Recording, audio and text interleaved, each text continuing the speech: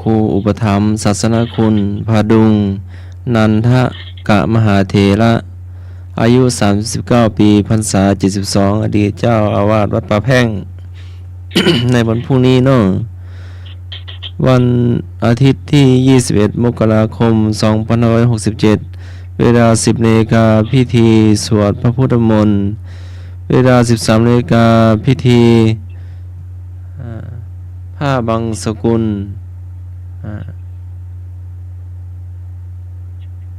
ตามประเพณีท้องถิ่น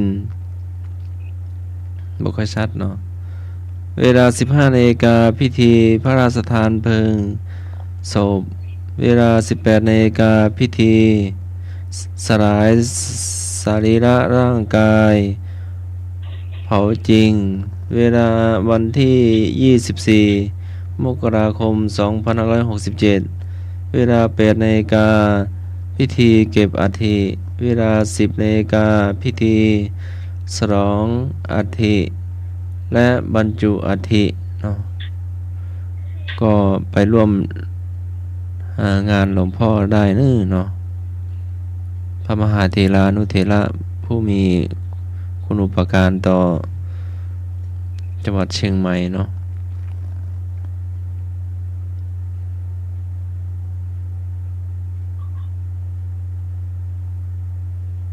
ก็พวกนี้ก็ได้ยินตุลุงหนุ่มว่าจะไปถ่ายทอดสดเนาะถ่ายทอดสดที่วัดป่าแพ่งเนาะเห็นว่าไปแต่เช้าอ่ะน่าจะทางวัดวารามอาจจะนิมนต์ทางสถานีไปถ่ายทอดเนาะก็เพื่อว่าจะได้รับได้รู้ แล้วก็ศรัทธาญาติโยมเนาะพระมหาเถระก็มากันเยอะเนาะครูบาอาจารย์มากันเยอะเนาะเจ้าก็รอสดับรับฟังพรุ่งนี้เนาะ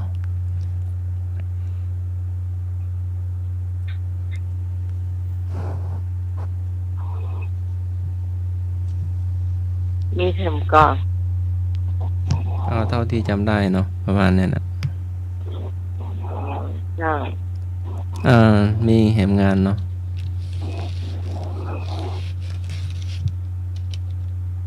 เนื่องในงานสมโภชวิหารและเสนาสนะวัดหนองปะคั่งตำบลหนองปะคั่งอำเภอเมืองจังหวัดเชียงใหม่ในวันพฤหัสบดีที่1 กุมภาพันธ์ 2567 เวลา 19 นาฬิกาเป็นต้นไปเนาะก็จะมีงานเนาะงานฉลองสมโภชพระเถรานุเถระเนาะก็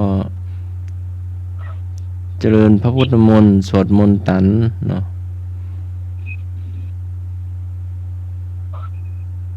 ก็ศรัทธาญาติโยมที่อยู่ใกล้ก็ไปร่วมได้เนาะร่วมทำบุญสมโภชวิหารและเสนาสนะวัดหนองปากข้างเนาะก็ศรัทธาท่านก็นักเนาะเคยไป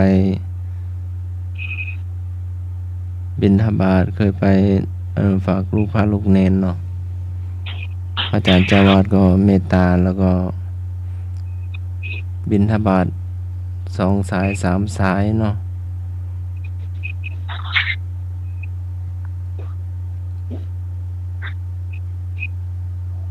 เจ้าก็ประมาณนี้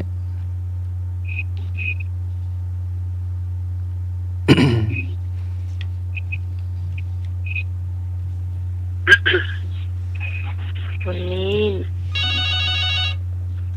ฮัลโหลเอาเนาะครับผมอาจารย์สวัสดิ์ยานาพิโรจน์มาจากการครับโชคดีปีใหม่ครับครับผมโยมอิสมัยใครเคียหัวหน้าแล้วก็โยมตุยหลวงตากิจเนาะหรือว่าหลวงตาปางโมใครเคียด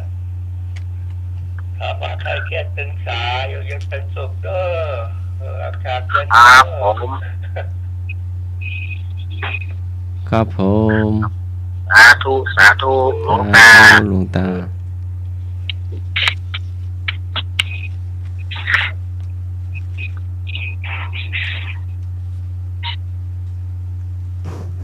วันนี้วันเสาร์เนาะ ลืมไปมีแหมงานเนาะ ไอ้หน่วยรูดกะ ยังนี่มีแหมงานเนาะลืมไป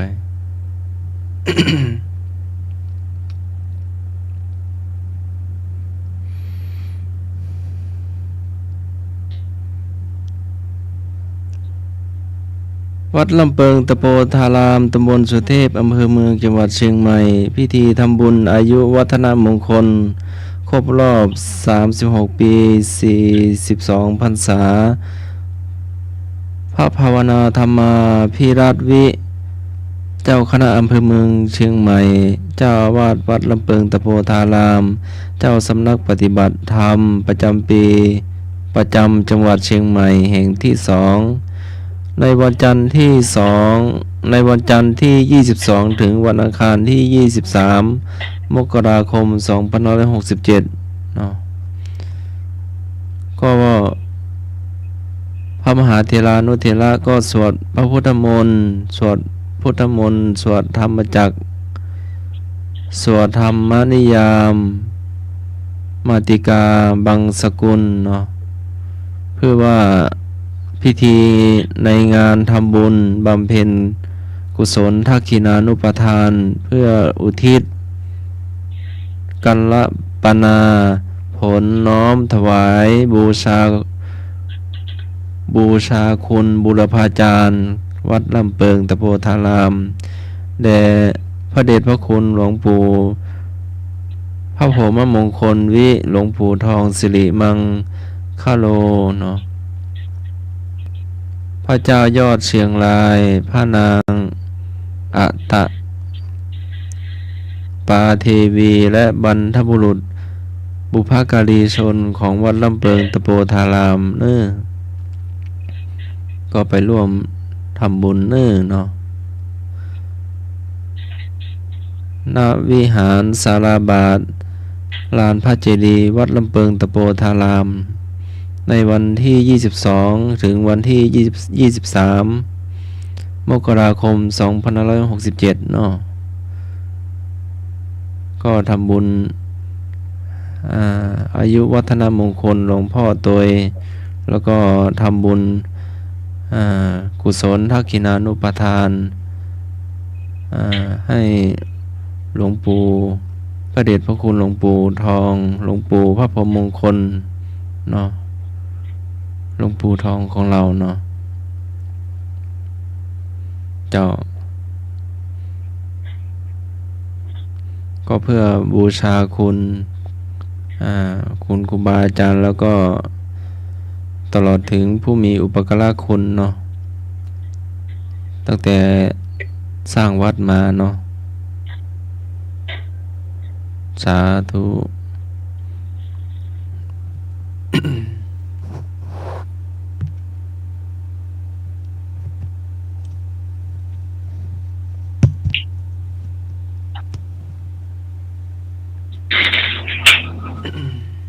วันนี้วันเสาร์เป็นวิชาพุทธประวัติเพื่อผู้ฟังวิธีพรรับไปก็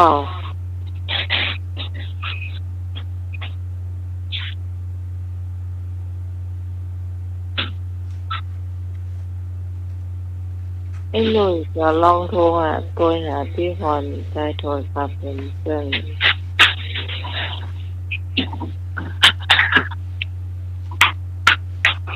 ไอ้หนุ่ยอย่างน่ะ ครับ อย่างใดนะ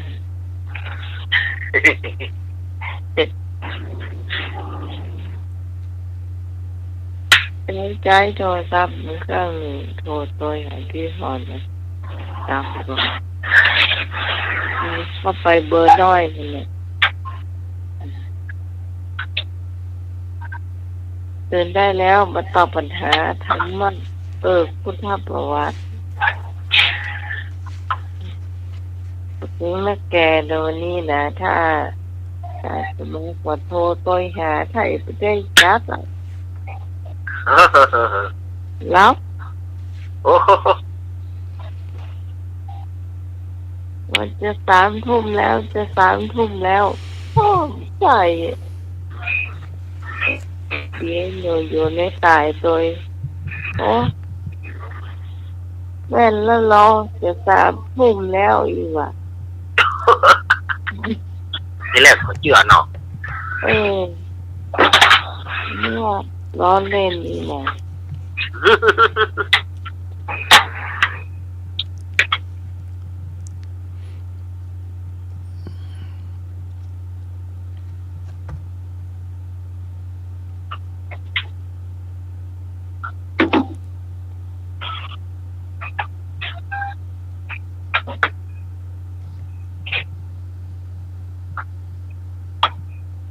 แต่สามารถที่เตรียมข้อสอบแล้วก็ เจ้า ถามว่าคำถามพุทธประวัติ นักธรรมชั้นโทระดับมัธยมศึกษา ถามว่าภาคีสาโคตมีเถรีเกิดในสกุลใดกคนร่ำรวย ขอคนค้าขายคคนรับจ้างงคนเข็นใจพระนางกีสาโคตมีเถรีเกิดในสกุลใดก็คนร่ำรวย ขอคนค้าขายคคนรับจ้างงคนเข็นใจ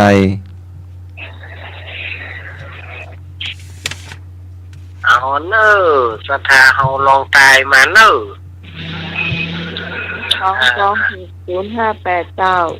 อ่ะ 4 วันนะเราเนาะจึงรวยลูกค้า รับจ้าง รับจ้างลง แล้วก็คนเข็นใจแล้ว ค คน น ตู้ ใจ โอ้โหเอาลองตายกับเข้ามาเนอสถาญาติโยมเฮาเนอ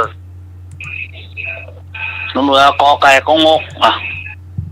หน่วยเอาเข้าใกล้เนาะคนรับรู้ดีเนาะ ครับ เจ้ากราบไปสาพระอาจารย์เจ้ากราบไปสาพระอาจารย์สมัครเจ้า เจ้า กราบไปสาพระอาจารย์ในแรกเจ้า สวัสดีแม่พร เจ้าสวัสดีน้องเมย์เจ้ายักษ์สวัสดีเจ้าสวัสดีลุงเมย์เจ้า ครับ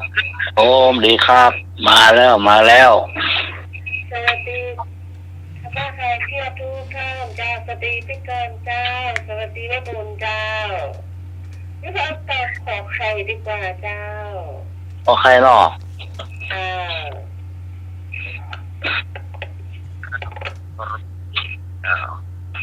า แม่แยก ก็ ละ ใครจะเลือกมูลนะเจ้า กอไก่เป็นงองู ที่การกับข้าวมาโนจ้า นั่น เพราะว่าไม่ได้เรียนนะเลยไม่รู้เดาเอาสวัสดีน้องการเลยจ้า นี่ อาจารย์ ไม่พอ เรือใส่หัวไปก่อนนะพี่สาลีมาเจอกันตอบนะจ้า ครับ เราไม่ได้เรียนแต่เราไปวัดเนาะ หาสมเลิกดีไม่รู้ทำไมเอ้ยให้เจอกันตอบปัญหา ครับ นึกเอ้ยสมนึก สมนึกมันนึกสมนึกเนอะเอามาละ2 สาย โทรศัพท์บ่มี สายกอไก่ขอไข่งองูครับ อ่า À. ไปงง วายหนึ่งเด้น่ะ ครับ เอา ไปจ้ะตอบแถม วิเสีย แฮะ วิเสีย สายตอบไป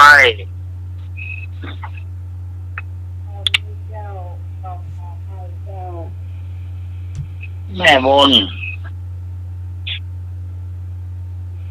ไม่แล้ว แม่มนขอไข่ในเล้า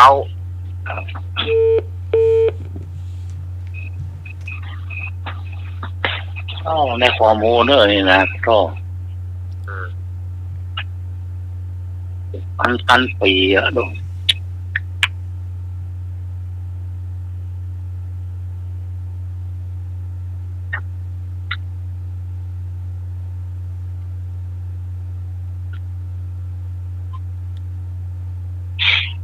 กินเด็ดก็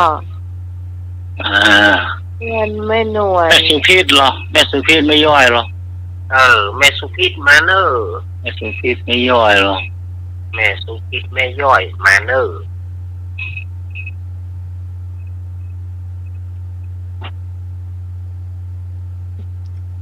แล้วก็สวัสดีไปทาง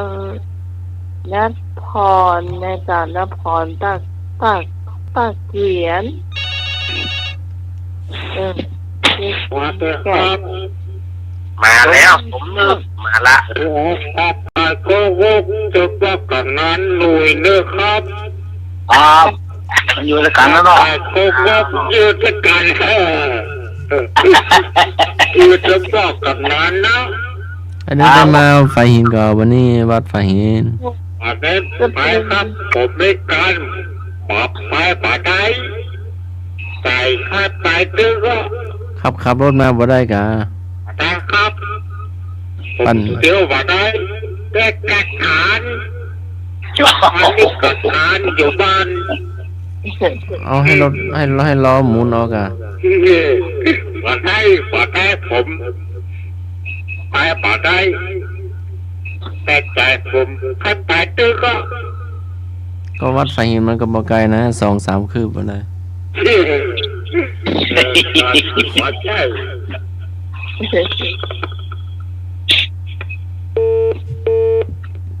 มาแล้ว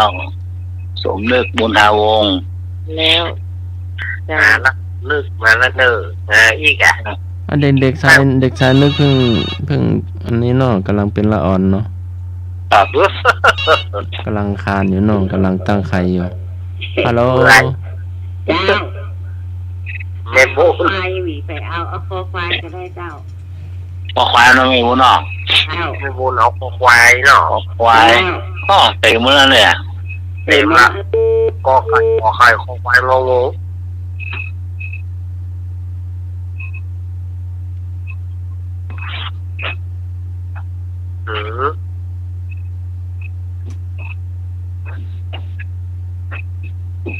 ชื่ออย่างก็จะเป็นชื่อที่บอดเนี่ยก็ พระนางกีสาโคตมี อันนั้นเหรอ พระนางกีสาโคตมี ลูกคนตายนะ ครับ ชื่อนี่บอกเขาได้ยินนะ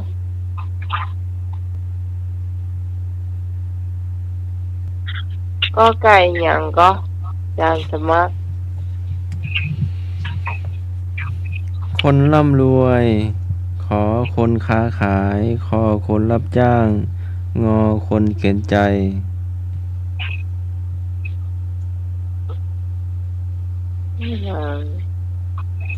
เอาคนร่ำรวย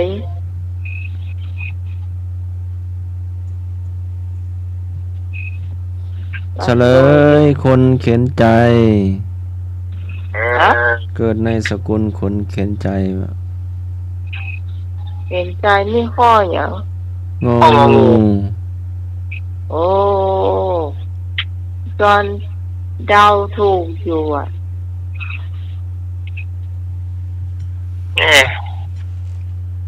ไม่เคยได้ยินเชื่อเนี่ย ก็ตีอันนั่นไงตี อ๋อ ที่เปิ่นไปที่พระพุทธเจ้าบอกว่าไปซ่อหาเม็ดผักกาดที่บ้านที่บอกมีคนตายนั่นไงถ้าภายหลังมาเพื่อก็มารู้ว่า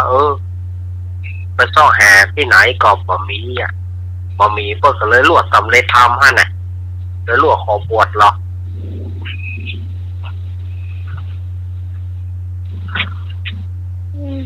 ที่ว่าเป็น ชื่อชื่อ ที่ไปตีพระพุทธเจ้าว่าออกอุบายว่าไปก็หาเม็ดผักกาดที่บ้านคนที่บอกมีคนตายเอามาแล้วจะจุบชีวิตลูกแต่ทีนี้ก็ไปถามที่ไหนมันก็มีคนตายหมด พี่นึกว่าแหมปนนั่นชื่ออย่างนั้นเดี๋ยวก่อนใจสมัครที่ลูกจะอยู่แหมฝั่งหนึ่งคนนอกจะอยู่ฝั่งหนึ่งข้ามไปแล้วนะนั่นปัตตาจาราน่ะอันนั้นก็เข้าท่ออันนั้นนางปัตตาจาราเถรีครับแล้วก็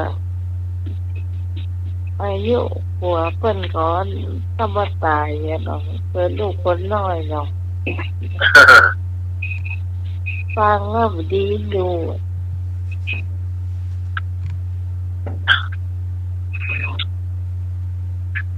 เนี่ยข้อต่อไปเลยเจ้าก็ต่อไปเนาะ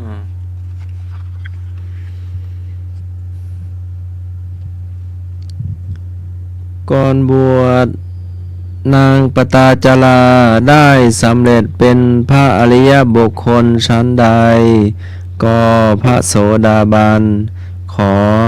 พระสกทาคามีขอพระอนาคามีงอพระอรหันต์ก่อนบวชพระนางก่อนบวชนางปตาจาราได้สำเร็จเป็นพระอริยบุคคลชั้นใดก็พระโสดาบันขอพระสกทาคามีงอพระอนาคามี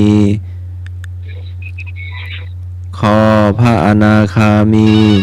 งอพระอรหันต์ฟังสายนี้จ้าคนตอบข้อกอไก่ก็พบเจ้าพระโสดาบันเจ้า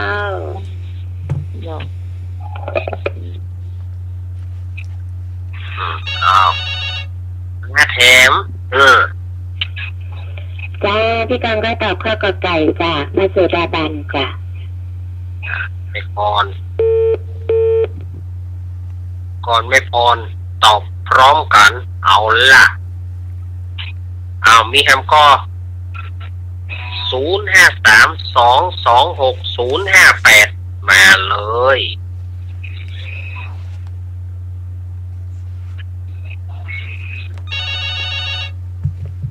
ไอ้ที่3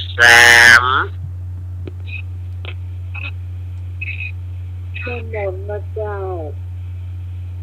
พ่อกอไก่เจ้าเป็นมนแม่มนพ่อกอไก่เหมือนกันโอ้3สายนี่กอไก่หมดเลย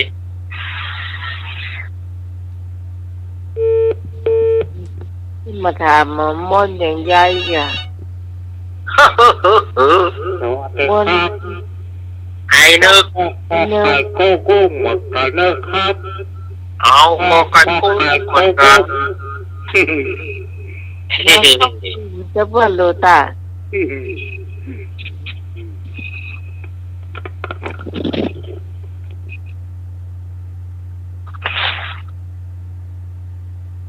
ก็ไก่ก็งบกันเนาะ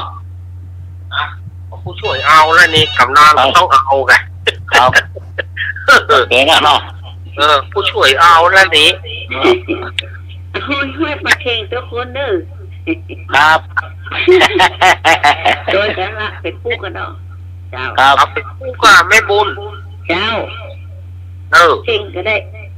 เป็นผู้ก็ได้เอาเรื่องเป็นงวงกับพวกอะไรนักเลยนะพวกแค่จะนักเหลือเนาะ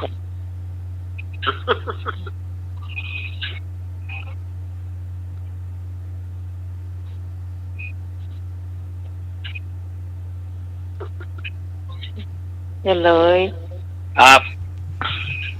เฉลย ก่อนบวชพระนางปตาจาราได้สำเร็จเป็นพระอริยบุคคลชั้นพระโสดาบัน โอ้ก็ไก่ ถูกต้องเจ้า ต้อง โอ้ แต่จะลากันมันให้นะจ๊ะ ง่ายอ่ะ มันนอก เสือมันไปโค้งมาเอาอยู่สูตรปรุงแล้วกันเนาะ แม่ ก็มันซ้ำซ้อนกันเหรอ ครับ ผัวตายและลูกตายอ่ะพ่อแม่ แล้วก็คนใจทั้งหลายแล้วมาโดนไฟไหม้แถม โอ้โหใจเนาะใจเนาะเต่า ไปเหลืออย่างวะก็น่า ครั จะ บ แก้สุมาเธอแก้ผ้าแก้เสื้อหล่นน่ะเออ โอ้แต่หรอใจ ควันกระเจิงไปแล้วหรอ ครับโอ้ในความรู้ผมละเนี่ยสุดอ่อน ครับ เป็นพันปีนะเนาะ พันปี ครับ ข้อต่อไปเจ้า ชนวันหน้าใดทำหน้าที่บริหารบ้านเมืองกกษัตริย์ขอพราหมณ์ขอแพทย์งอสูตรชนวันหน้าใดทำหน้าที่บริหารบ้านเมืองกกษัตริย์ขอพราหมณ์ขอแพทย์งอสูตร เอาอันนี้จำง่ายหนึ่ง มาละ เจ้าแล้วคำตอบก็ไก่ก็เมากับชนชาติ ครับ ชนกษัตริย์เจ้า ก็ไก่กงอกตัวก็เนาะ ลุยกันตัวเหมือนกันเนาะเอา เอ้ย ละ ก็ต้องเนาะ สายที่สอง นี่ก็ตอยกับมดเนาะวันนี้ก็ห้อยตัวของคนเนอะห้อยตัวคน ครับ ห้อยเจอคน ครับงานไปกินแล้วกันเนาะไปด้วยกันหน้ากันเนาะ เนอะ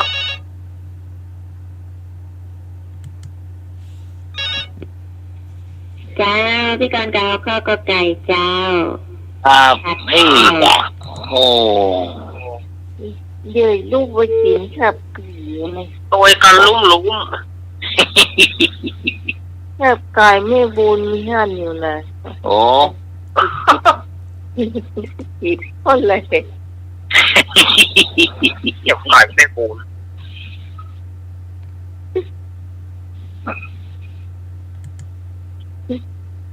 ผีข้าวแรงเที่ยงคืนหมีก้า เจ้ากินมันเป็นยังคะปลากรอบปลาฟูออยเอาไปกล่อง เนาะ ไหมเอาไปกล่องมด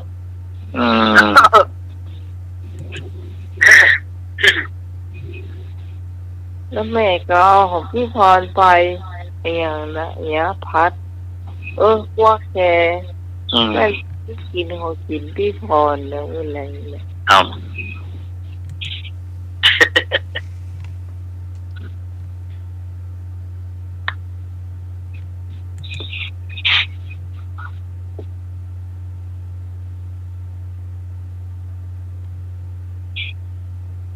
เดี๋ยวแม่ไม่ได้กินข้าวไปเต้นว่าเนาะ เนื้อกินว่ากินเทียนแคบไก่เทียนวาดให้ของงานเนี่ย ครับม่วนนี่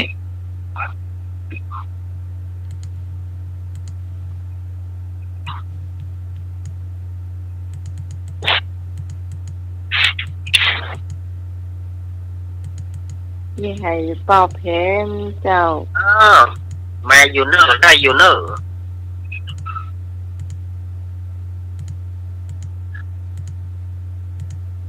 นี่เสียงแม่สุขีดูนี่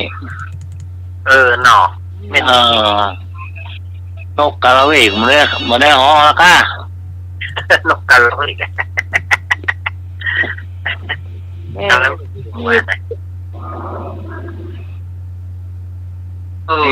นกกาละเวกเป็นยังไงเปิ้นว่าเสียงมันม่วนนะครับเปิ้นว่าบ่มีไผเทียบเต่านกกะละเวก เออ โอ้ ไอ้ผมบอกเคยได้ยินเตัวน้อง ก็นะ เจ้าแม่ พ่อกอไก่เจ้า อ้าวมาแล้ว เอ้า มาแล้วแม่ มาแล้ว สวัสดีท่านอาจารย์เจ้า เจ้าแม่ ท่านเนนเจ้า สวัสดีแม่ สวัสดีลุงหน่อยเจ้า ผมดีครับ สวัสดีพี่พรเจ้า สวัสดีแม่ปูนเจ้า แล้วก็สวัสดีพี่กรกระหม่อมสวัสดี ครับ ข่าวเสียงหวานเจ้า ครับ โอ้ ผมครับลุงนุ้ยเสียงหวานครับไผ่ พี่ชายเสียงหวานแม่บอกว่าวันนี้แม่ไปทำบุญบ้านใหม่ของลูกสาวที่สีโพกำลังมานี่เจ้า โอ้บุญฝากเลยวันนี้ครับเปล่านะแม่บุญแม่สุวิทย์ เจ้า ครับ เจ้าสวัสดีพี่สาวคนสวยแล้วก็เสียงหวานหวานเจ้า นี่ นี่ก็ อืม อีกแก ตั้งงอมใส่ว่าเอาสักคำไม่ใช่สักคำ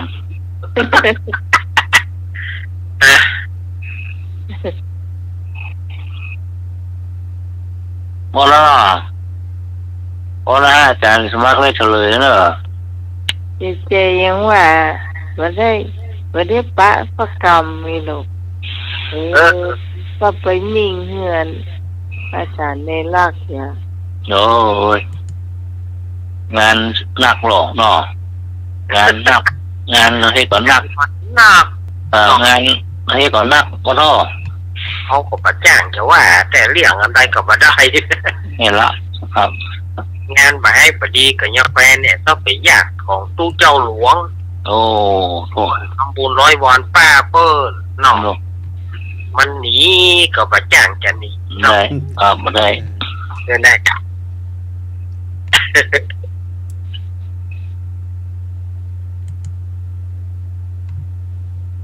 อ้าวมีอยู่กอ ครับเนาะเย็นอากาศเย็นก็เนาะ ไม่มีแล้วแก เลยเจ้าน้อง ครับพอเสียงนกกระเวกนะ วันนะทั้งสี่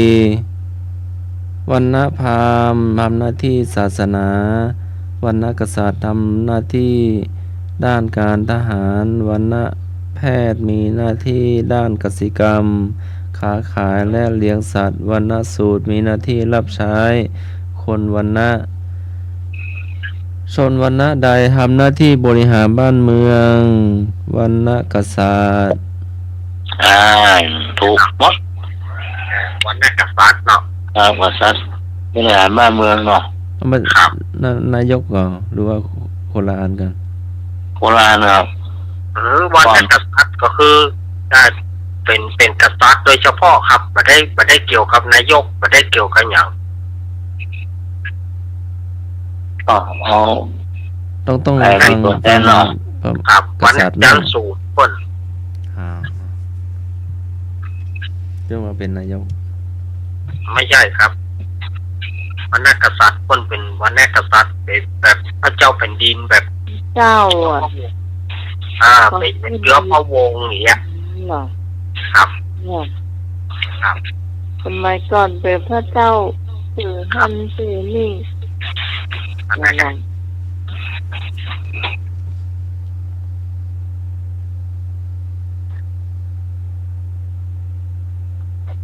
ดูเวลาหน่อย ถ้าว่ากษัตริย์คงอันนี่เนาะงานทรงงานหนักเนาะดูแลทั้งประเทศเนาะ ครับ เป็นวันแรกของเปิ่นในเมืองแขกอ่ะของเปิ่นแยกกษัตริย์กันเปิ่นแยกวันแรกกันชนชั้น ก็ต่อไปฟังเสียงแล้ว ฮะ มันแบบกะละเวก อืม แล้วเพล เสียงน้ำไหมหรือว่าเสียง เสียงทำไม นกกาละเวก ลบ ลองนกกาละเวกให้ฟังหน่อยเป็นจะได้ โอ้ บ่เคย อาจ เห็ จะ น เคยได้ยิน บ่ หลา เค ย ย อาจารย์เฮ้ย เอาในเชียงใหม่บ่มีก็ครับ ว่ามี บ่เคยได้ยินนะนกตัวเนี้ย ไม่เคยได้ยิน แต่คนว่าเสียงม่วน เคยได้ยินแต่เสียงนกยูงเนาะ ครับ นกยูง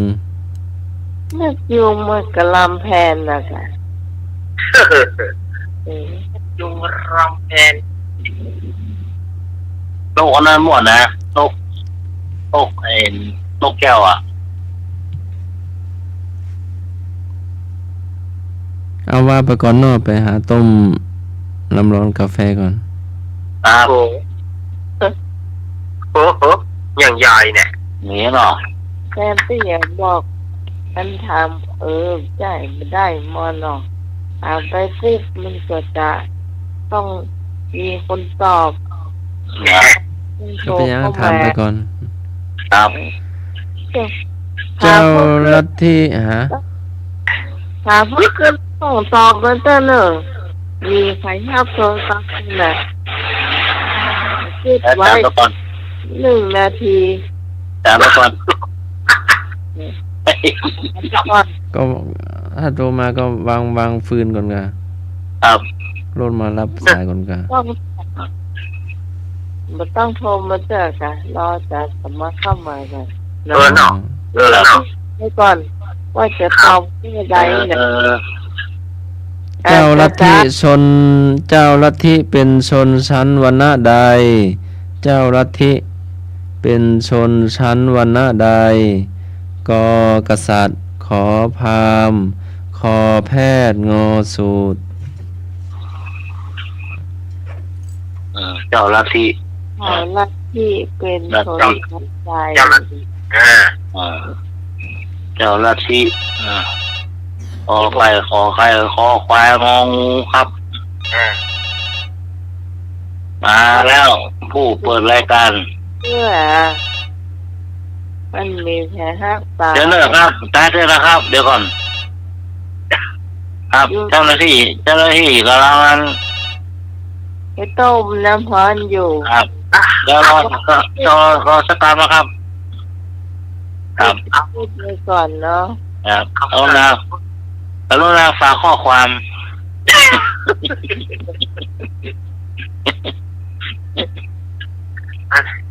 มันอีดหน่อยนะอันโทรศัพท์ ครับฝากข้อความ บอกมีไผ่หาบนี่นะครับ อีดหน่อยนะ ดู เดี๋ยวนะครับเจ้าหน้าที่ คนนี้ตัว อาจารย์สมัคร เรากลับมาตัว ครับ แล้วทำตัวปลาไข่เจ้าพรามเจ้า ขอมาแล้วครับขอใครเนาะ กลาง โอ้โห อ้าวมันต้องอันนี้ อาจารย์รุ่น ไอ้ตบ ในการกระตอบขอไข่จ้าพรามจ้า พามา ดูหรือว่าตันก่อนนะอาจารย์สมัคร ได้แต่เม็ดกาแฟมาได้ต้ม สวัสดีแม่สุพิษนะจ้าเป็นกำลังใจให้นะจ้า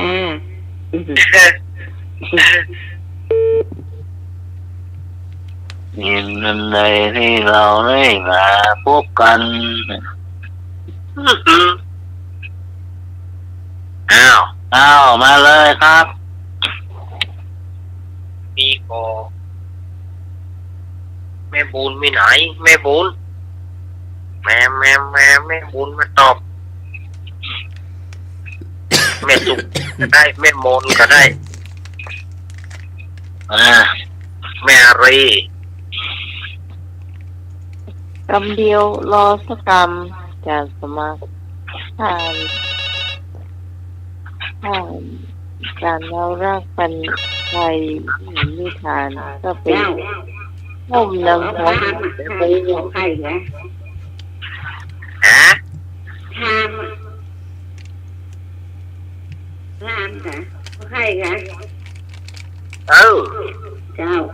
เอาขอไข่ดื้อ ขอไข่แน่นอน เจ้า ขอไข่ในเล้า ไข่แล้วไข่ต้ม ไข่ต้มเขาทอดหัวเนอะ วันหน้าใดนะครับ เป็นวันหน้าใด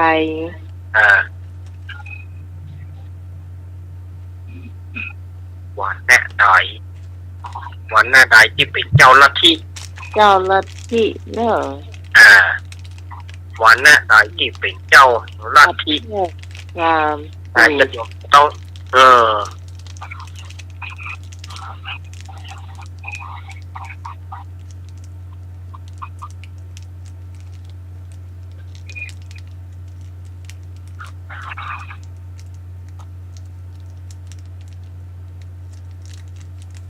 มันก็คุณผู้ฟัง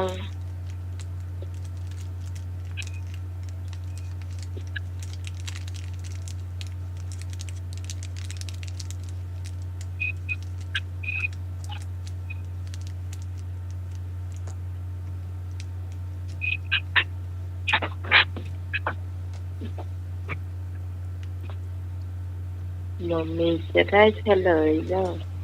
ถ้าบอกมีแล้วแกหมดแล้วบอกช่วงนี้ ว่าแม่สุพิษมาแล้วเหรอไอ้ลูกเหรอ สมมติโอ้เดี๋ยวก่อนต้องถามพวกกำนันพวกกำนันเอาอย่างครับ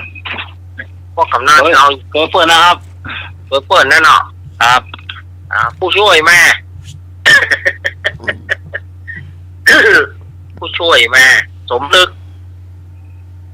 โดยพวกกำนันก็ ฮัลโหล มาดีๆเพื่อโดยลุงหนุ่ยนะจ๊ะ ครับ ช่วยนั่นเนาะแม่สุพิษเนาะ สุพิษ ครับผม หาที่สมัยเสมอนะเจ้า ครับ เจ้าแม่สุพี ครับ มันได้ตำบัตตลอดเนาะมันได้ตำยอตลอดเนาะ ว่า แม่ต้องมาได้ลูกยอดมาต้องมาได้ลูกยอด ยอด รถสวัสดีครับ ครับผมมาแล้ว เจ้ากันนั้นนะครับ ครับ นั่นเนาะ ครับผม ตัวพ่อกับนั่นหน่วยนะครับ พ่อกับแม่ ยินดีเนาะ การไปสักเริ่ม พวกกำนันเอา มีแล้วก็อย่างที่อยากกอไก่ที่อยากกอไก่แล้วก็อย่าง ฮะ แล้วก็อย่าง เอาขอไข่นั่นนะ เอาห่อไก่ ครับ เลี้ยงไก่อยู่คนเดียว กอไก่กู้คนเดียวเนาะ จ้ะ ครับ อ้าว เลี้ยง ถูกประถูกบอกว่าแน่ ครับว่ากันนะ ถูกประถูกห้องว่ากันอ๋อ เรียมปิ้งมาหลังชาก็ยิ้มตั้งกันรอนะเนาะ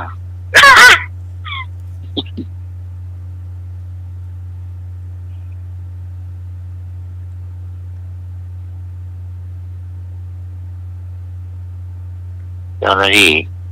ไปทางใด เจ้าหน้าที่ ขณะนี้เจ้าหน้าที่ยังไม่กลับห้องนะ เฉลยค่ะ จะ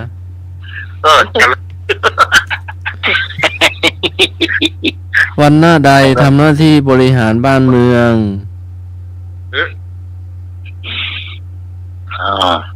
วันนั้นได้เมื่อ เจ้า เมื่อ เอาแม่ อันนี้ หาไปแล้วเนาะ เฉลยไปแล้วนะจากสมัคร ข้ อั อน นี้ ใหม่ เฉลยไปแล้วแต่ เจ้าลัทธิเป็นชนชั้นวันหน้าใด นะอันเนี้ย แม่นเนาะ อันนี้ อันเนี้ย อันนี้ อันเนี้ย เจ้าลัทธิเป็นชนชั้นวันณะพราหมณ์ทำหน้าที่ทางศาสนา เป็นอาจารย์วัดก่อนอันเดียวกันก็ ว่าเมื่อวันด้านที่3ปุ่นมาทุ่งสักคน เออ ป้ากันต้าหมด นี่อะไรตานเปลี่ยนว่าอะไรอยู่อ่ะ เออ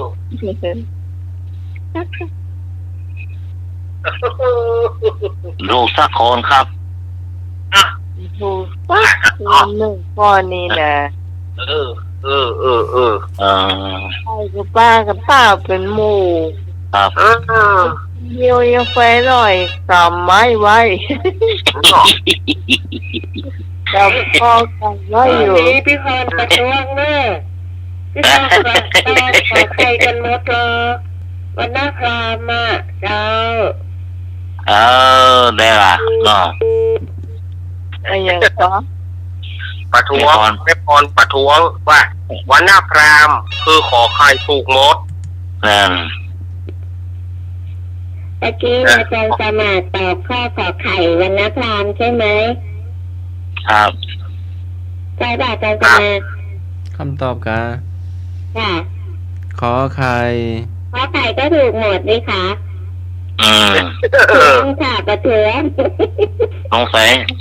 สงสัยดีเจกำลัง ก็ จะ ถู เมาก แล้วนี่ค่ะขอไข่ค่ะ ครับหัวหน้าเรากำลังมึนสลืมครับ ไม่ใช่มันก็ไล่ลงในกระสาแพทย์ไทม์สูตรอ่ะ แต่ว่า วันหน้าพรามอาจารย์สมัครถามอย่างเงี้ยจ้ะ เออ พระอาจารย์สมัครว่างานรอข้อกอไก่คือข้ออย่าง นะ เจ้าลัทธิเป็นชนชั้นวรรณะใด เจ้าลัทธิเป็นชนชั้นวรรณะใดกกษัตริย์ ขอพราหมณ์คอแพทย์งอสูตร กระถูกหมดบ่มีไฟพิษ เป็นเรื่อง เราเลยรีเพย์ปิกอีกคืนยืนไม่หมด เอ้ยโอเคโอ้ก็ไม่ได้ เรื่องเห็นงานเอกสารแพทย์ไทม์สูตร คำถามต่อไปพลเรือนทั่วไปจะเป็นชนวรรณะใดกกษัตริย์ ขอพราหมณ์คอแพทย์งอสูตรพลเรือนทั่วไปจะเป็นชนวรรณะใดกกษัตริย์ ขอพราหมณ์คอแพทย์งอสูตร แล้วงองูอะครับ โอ้พลเรือนนี่ถ้าพลเรือนนี่แย่ไม่ก็เป็นนั่นนี่นะ พี่ฮอนตอบข้อคอควายแพทย์เจ้ากสิกรรมอย่างเนี้ยจะค้าขายกสิกรรม ขอควาย เอาที่เลยแก เอาอย่างงองูอ่ะ เอาล่ะ จ้าพี่กรณ์ก็ตอบข้อคอควายจ้ะ ขอควายเนาะ เอา แล้ว ควาย ข้ เอา อ แม่ ข้อนี้นะตอบกองูกับ สองข้อเนี่ยคอควายกับงูแต่พี่กรณ์เอาข้อคอควายจ้ะ คอควายเข้าแน่ ผมยังสงสัยนะควายมันอย่างมีเขี้ยวกัดมีเขี้ยวอย่างดังนี้แล้วยังกินหญ้า ฮะ เขี้ยวมันที่มีสองบนลุ่มอะมีอาการลุ่มบนลืมไปละ มันก็เป็นนั้นนี่นะจ๊ะมันก็มีสองภาคนะลูก อ๋อสองอันนะครับ มันเป็นแต้นนะมันก็เป็นสองภาคนะลูกมันก็อย่างงัวนั่นนี่ยกกวาบเนี่ย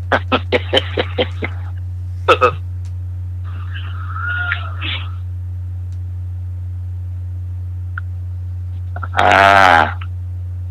อ่า งองูมีแล้ว แม่บูน คอควายก็มีแล้ว แม่ตุ๊ก วันหน้าใดไอ้อย่างก็ เจ้าแพทย์อะข้อไหนอ่ะ คอควายครับ แพทย์คอควาย เอาน่ะเอาอันนั้น เอานะ คุณหมอเนาะคุณหมอข้าเนาะ คุณหมอค่ะ เอาคอควายเจ้า คุณหมอข้าหนูกินข้าวไม่อร่อยเนาะ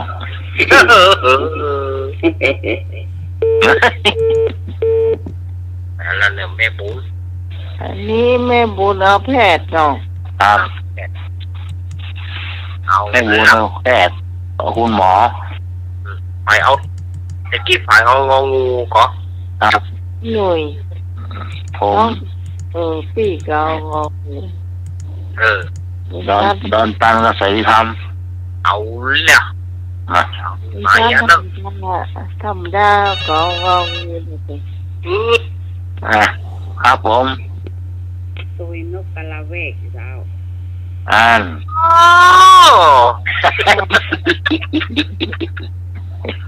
เต้าว่ากันเนาะ โอ้วางโทรศัพท์มาถึงนาทีวะใจอ่อน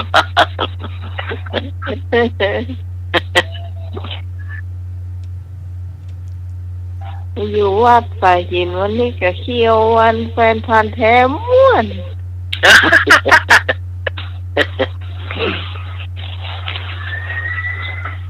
วันนี้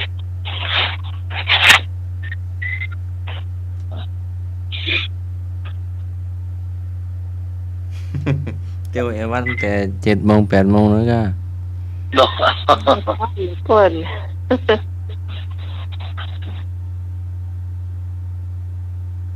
เตียวไหว้พระเจ้าในโบสถ์เตียวไหว้พระธาตุเตียวไหว้พระเจ้าทันใจเตียวไหว้พระเจ้าศรีวลีเตียวไหว้พระเจ้า3 องค์เตียวไหว้พระเจ้าครูบา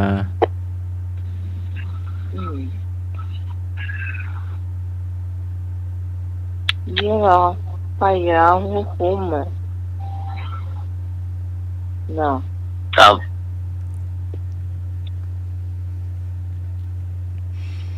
ได้ไปเดิงหรอมันเมินเตื่องเนี่ย ครับปีในเรื่องอ่ะเนาะ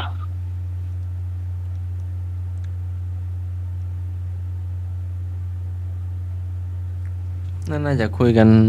ทั้งวันเนาะ ครับ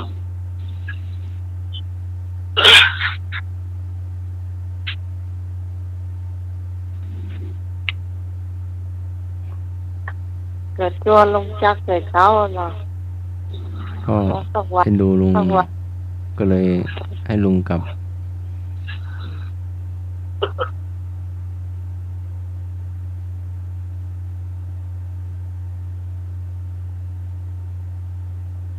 ซ้อนรถนั่นไม่บุญไปก็ได้แล้วนะหมายอ่ะ อืม ถ้าลุงกลับบ้านก่อนอ่ะ ก็ไหวเนาะ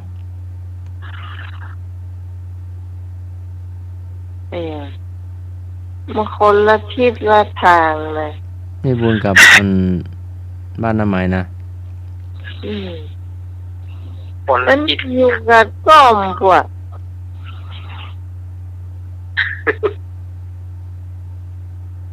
ก็ลัดมาสันติธรรมลุงหนุ่ยก็ได้เหรอมาทางลัดอ่ะ เนาะ โอ้โห จะไปใหญ่ไปติ๊กอะ รอด เนี่ย มาสันติธรรมรอดไปผ่านดอยผ่าน7 ยอด เนาะ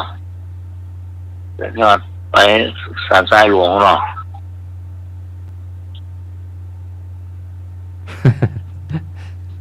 อ้าวเสลย พลเรือนทั่วไปจัดเป็นชนวรรณะใด ตอบแพทย์เนาะ แพทย์ พลเรือนข้าราชการพลเรือนสามัญข้าราชการครูข้าราชการตำรวจข้าราชการตุลาการข้าราชการอัยการข้าราชการท้องถิ่นข้าราชการการเมืองปกตื่นว่างั้นอ่ะ ครับ แพทย์ในที่นี้เปิ้นมาได้หมายถึงหมอแต่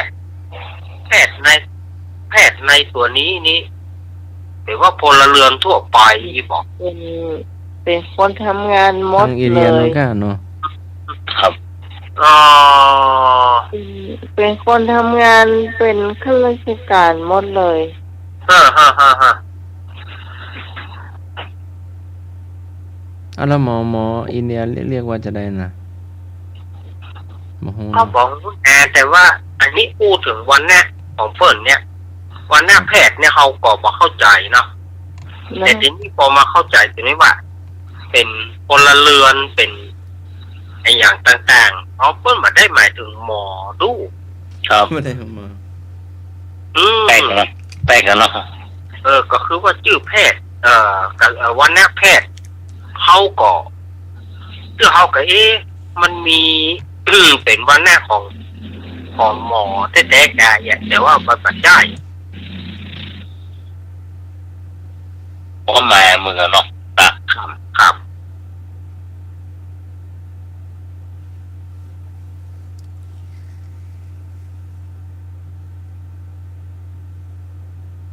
แล้วข้อใดถูกประเด็น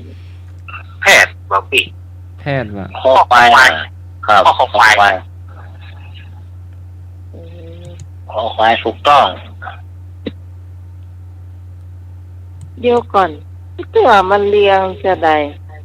เปียเป้าตีที่เฮียนมาเนี่ย มันจะเรียงกษัตริย์แพทย์พราหมณ์สูตรแต่อันที่สองเนี่ยมันจะเป็นแพทย์นะ จากนั้นล่ะ มันเหนียวอันที่สามได้เลย แน่แน่ ตั้งเป้าที่เฮียนมาเนี่ยบ่เคยพลิกเลยนะมันจะอยู่วันที่สามได้เลย ก่อนแน่ก่อนแน่ ปีเก้าก็ปีใหม่เหมือนกัน ค่ะ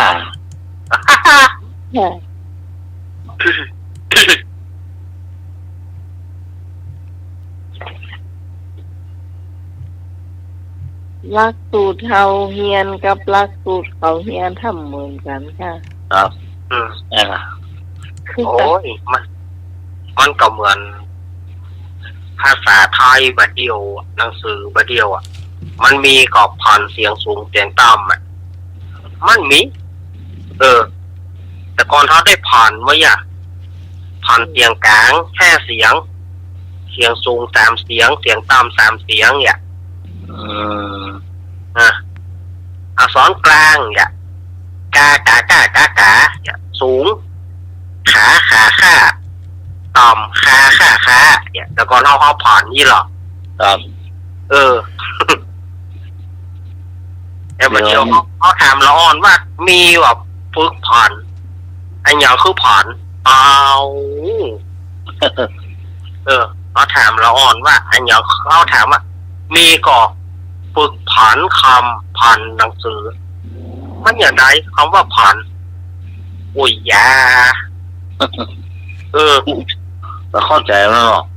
เข้าใจเขาว่าผ่อนเนี่ยผ่อนคืออย่างเนี่ยก็ผ่อนอักษรกลาง5 เสียงสูง3 เสียงต่ำ3 เสียงเนี่ยมันผ่อนบ่มีว่ะอย่างนี้แกแล้วก็มันไม่ได้เรียงลำดับกันเลยแกเอกโทตรีจัตวาเนี่ยอย่างที่เฮาเฮียนมามันเป็นหรอผ่อนอักษรกลางอักษรสูงอักษรต่ำแล้วก็อย่างพุทธสะกดเนี่ยแต่ก่อนเขาทำหมดลูกอันนี้เนี่ย กาเนาะกากาเนี่ยถ้าเอาอักษรกลางเนี่ยสูงขาไข่ก็ไข่ขาปีนี้เราผ่อนน่ะซอเนี่ยเดี๋ยวมันมามีมันมามีผ่อนยันเดี๋ยวมีหูบอ่อนเขียนขีดอ่ะนั่นแหละเนี่ยมันจะเหมือนกับว่าจะไล่จุดจนละอ่อนหลากเส้นเลยครับอ่อนห้ำจะได้มีอันเนาะบ่มีเขียนได้ก็ได้บ่ได้ก็ได้มางามก็มางามนะถ้างามก็งามตัวมันจงเนี่ยมีสอนะเนาะเนี่ยจุกเมืองลายเขียนเข้าสมมุติมากเลยปากกาเนี่ย ปากแกเอายังบอกงูเลย หมูจักอะเนาะ เออ ที่สอดำเนี่ยก็ท่าด้านกุ้งรุ่มอะอม เหลาแล้วเหลาแข็ง อันนั้นไอ้หนุ่ยเด้อแต่คนอื่นเอาอันที่ว่าคนอื่นไอ้หนุ่ยนะ บอกว่าครูอ่านภาษาไทยอะท่า ได้ยินมันท่องมันแม่ตะกูลแม่หนึ่งก่อนนั้น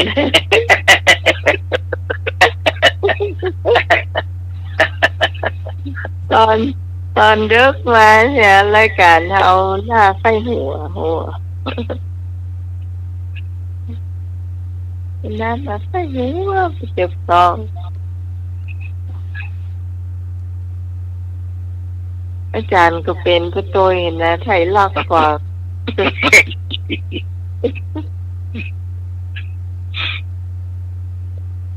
ฟังให้หน่อยฟังมาถูกเลยเปิดทุกฟังเห็นเลย แม่สีละได้แล้วเนาะแม่สีนี่มันกี่หม้อเลยล่ะ เอาแม่ซิปมันก็ง่ายแก เนาะ มันก็กินง่ายง่ายนั่นนี่ ก่อนนี้ห้องแม่สกุลน่ะห้องมาถูกเดินยืนขาเดียวอ่ะ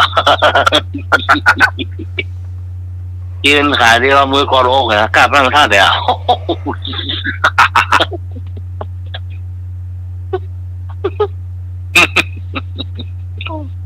งานนี่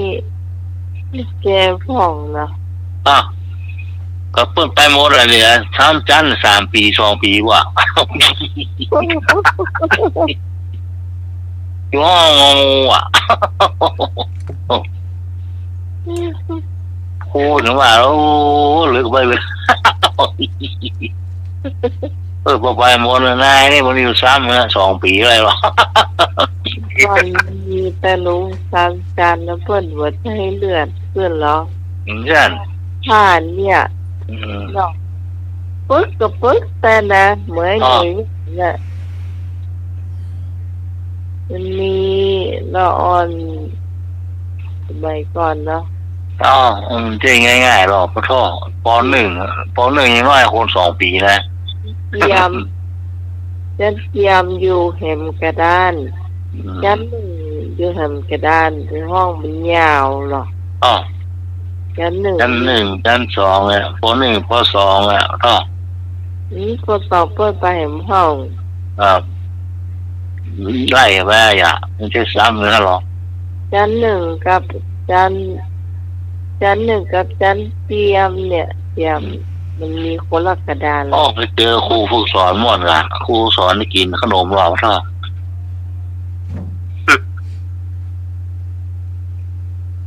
เฮาก่อนเพิ่นฮื้อทำเหมือนอย่างเฮาก็ทำหมดแล้วเฮาพอเขาป.1นี่แหละ รักพอกันหรอเนี่ยรักพอนะมือบังไว้ อ่านก็บ่ได้บ่จ้างให้ยากนะ มาจ้างอ่านนะ แล้วบ่เฮ็ดสีตรงเนอะเขียนเพิ่นเขียนบนกระดาษ ตาแกนาทำนากับเมียแกนะอันน่ะ อันนี้ครูเขียนบนกระดานนั้นว่า เด็กขี่ไม้ไผ่วิ่งไปวิ่งมา เด็กขี่ม้าไม้โยกไปโยกมา แต่ทางใดที่คำว่าเด็กเนี่ยต้องชี้ตรงนั้นว่าคำว่าเด็กชี้คำว่าเด็กขี่ก็ชี้คำว่าขี่ถ้ามาพูดกันงั้นได้โอ้ทำนั้นปาโท โอ้ ไม่แช่เลยยองโตหรอก จันเตรียมอนุบาลนี่นะสมัยเดียวพวกน้องงานหรอก2 วันนั่นน่ะพี่ได้ขึ้นป.1 พุ่นอยู่ห้องเดียวกันนั่นนะแต่ห้องป.1 มันอยู่เป็นกระดานเนี่ย บ้าน อันเนี้ย โรงเรียนสมัยนั่นอ่ะ ฮ ฮะ ที่ออกบ้านมาอยู่เลยวัดมาอยู่ซ้ายมือนั่นกะ เอ้ยก็ เรียนโรงเรียนนั่นกะ เรียนบ้านดอนตาลเนี่ยก็ อันนี้หน้าบ้านอะไรอ่ะ หน้าบ้านเนี่ยแต่มันแค่ เลยมาเนี่ยที่มีซ้ายมือเนาะ ก็เข้ามามันก็มีทั้งฝ่ายไป โรงเรียนเลยเนาะโรงเรียนเก่าโรงเรียนเดิมมาเนาะ นี่แหละ เห็นหลังคารั่วยัง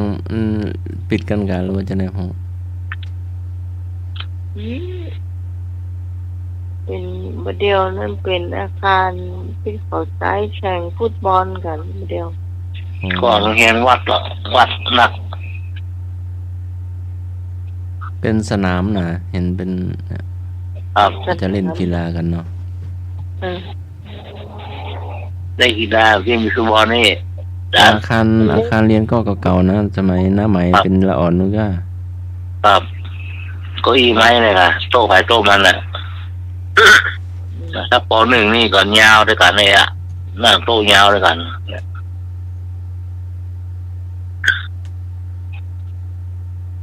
5 ทุ่มแล้วล่ะเฮาแน่เล่านิทาน โอ้โหครับนโมครับ มันอู้กันม่วนแต่ อู้กันม่วน มันติดพันกันนะเครื่องกำอู้เนาะเพื่อบอกคุณผู้ฟัง ได้ขลับกันเนาะเพื่อคุณผู้ฟังได้แต่เป่งพ่อง เอานิทานตลกมาพ่องเนาะตาเหลียวยับไปเยียน มีพ่อใจคนหนึ่ง มีคนเฒ่าคนหนึ่งนี่เนาะชื่อว่าตาเหลวนี่เป็นนักยอกป่าเป็นนักตกป่าตัวยงบอกว่าจะเป็นข้างขึ้นข้างแรมฝนจะตกแดดจะออกฟ้าจะห้องอย่างใดจะไปเกิดสุริยุปราคาก็ดีจันทรุปราคาก็ดีตาเหลวเนี่ยก็งับป่าได้เป็นประจำบอกว่าจะเป็นนักขัตฤกษ์ก็ดีเลิกงามยามดีหรือว่าเป็นวันเสียวันอย่างกระจ่างเถอะ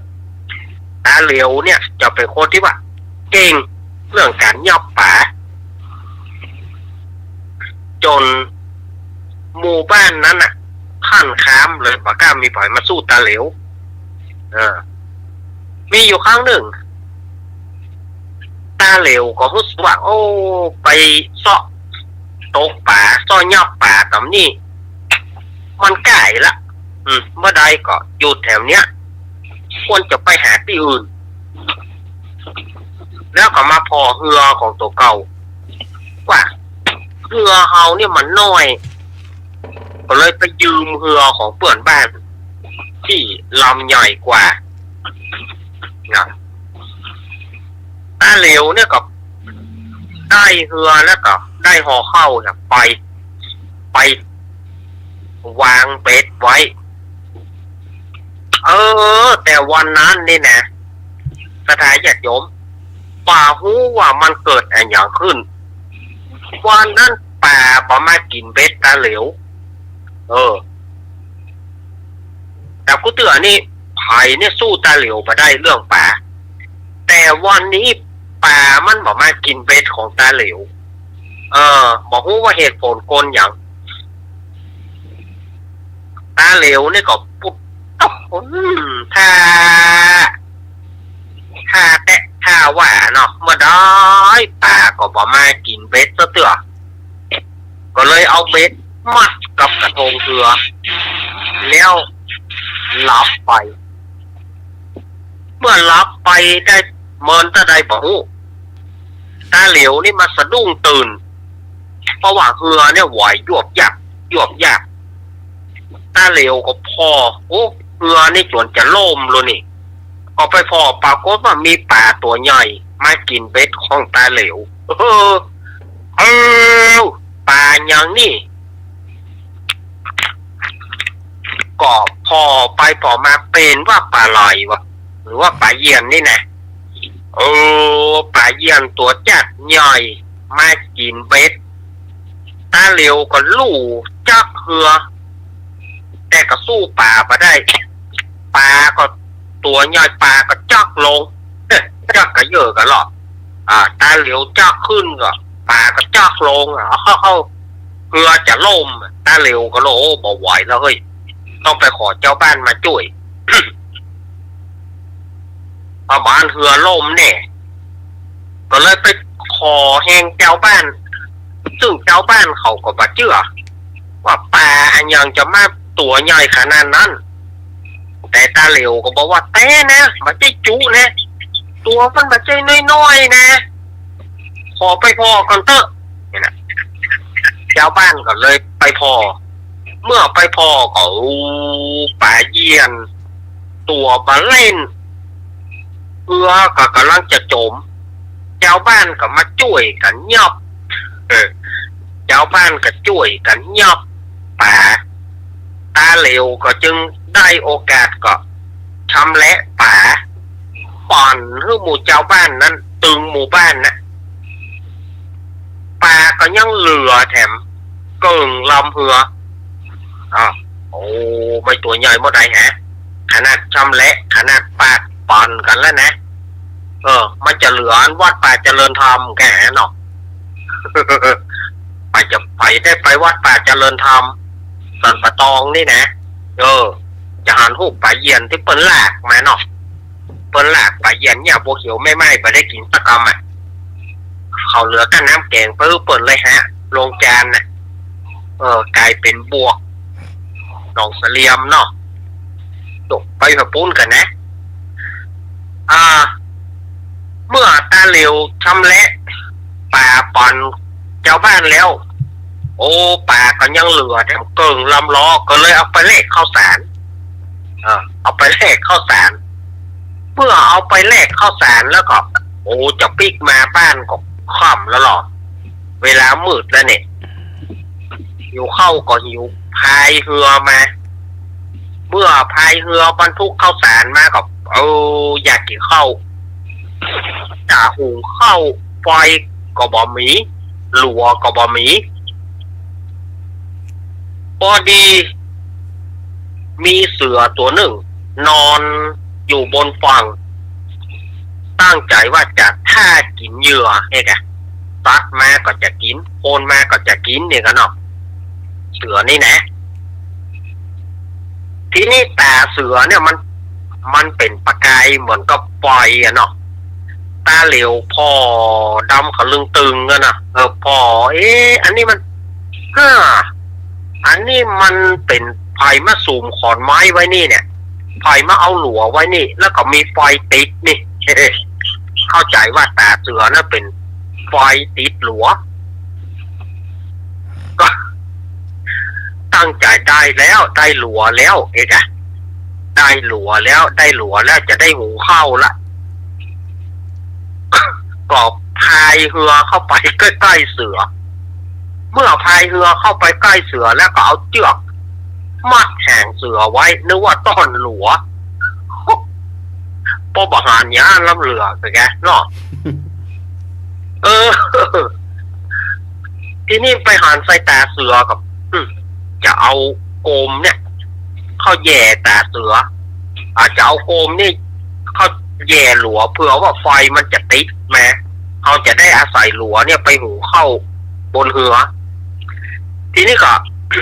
เอาโกมน้ำมันนี่นะเอาโกมเข้าแย่ตาเสือ เอาโกมเข้าแย่ตาเสือแย่ตาได้มันก็บ่มีไฟโกมแฮนี่อย่างใดเนี่ยน้ำมันมันแห้งแกขยอกพอ ก็น้ำมันก็มันแห้งเสือก็แปลกใจนะเสือก็ว่าไอ้นี่มันยี่หยังของมันเนี่ยมันเอาอย่างมาแย่แต่ฮะนี่ เสือก็แปลกใจกับลูกทีนี้ตาเหลวก็เอาโกม แย่เข้าไปแถมทะแยงเข้าไปแย่เข้าไปใกล้ๆตาเสือเพื่อว่าจะคือไฟติดเพื่อจะคือมันติดจักขี้สายขึ้นเอาแย่แถมเพื่อจะคือไฟติดแต่มันก็บ่มีไฟตาเหลวนี่ก็เลยโคตรโกมแห่นี่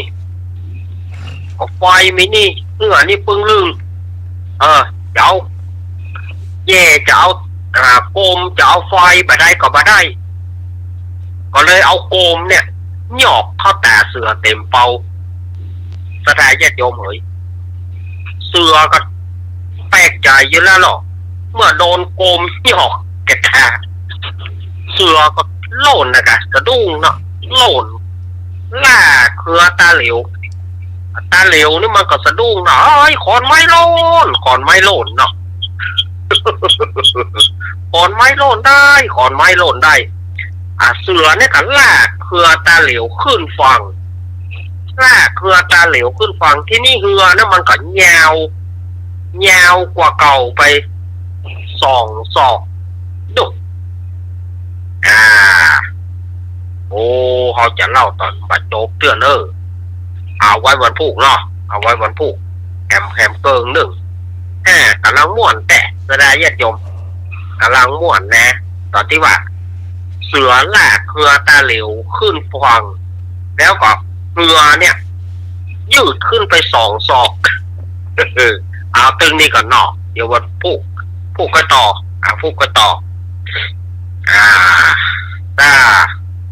ถ้าเขาจะเอามันจบมันจะมาได้รายการอย่างละ5 ทุ่มปลายแล้ว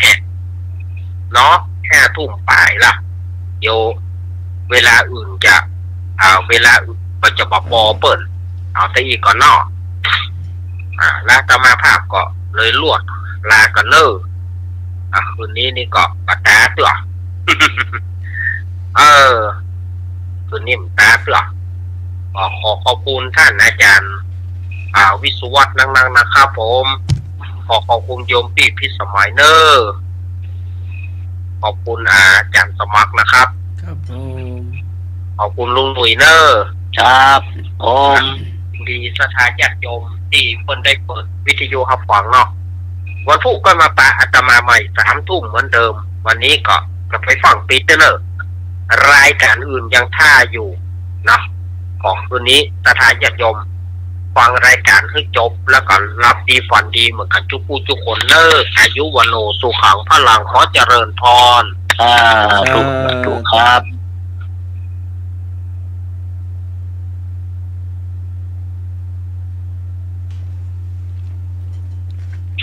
พี่ทาน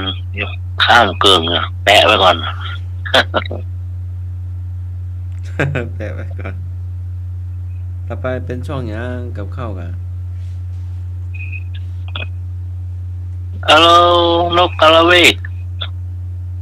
หน้าไม้ตอบแล้วกันครับทำข้าวครับแม่พรแม่บุญ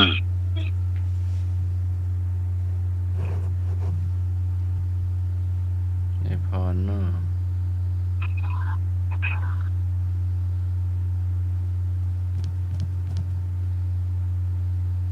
ครับผม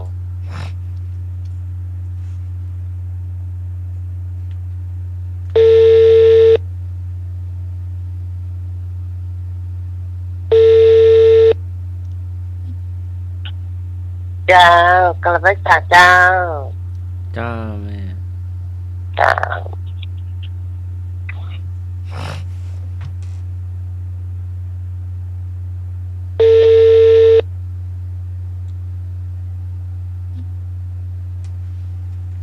าแม่บุญ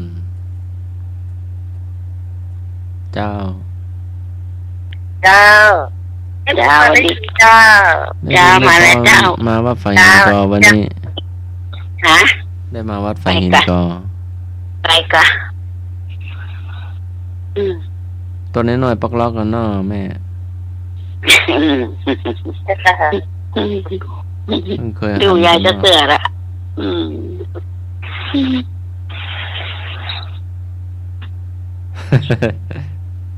เ เจ้า วันนี้แม่แกงอย่างแม่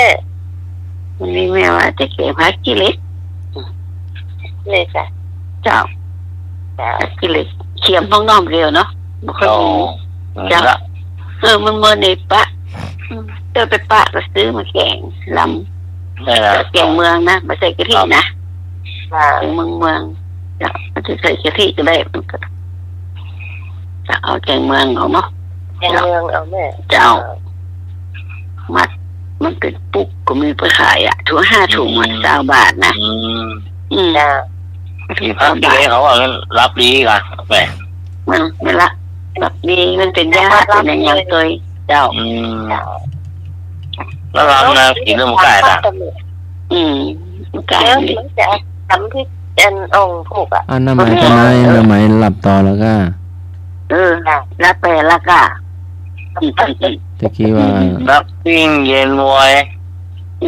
ตะกี้ว่ายัง1 ทุ่มอยู่อ่ะ หลาบไป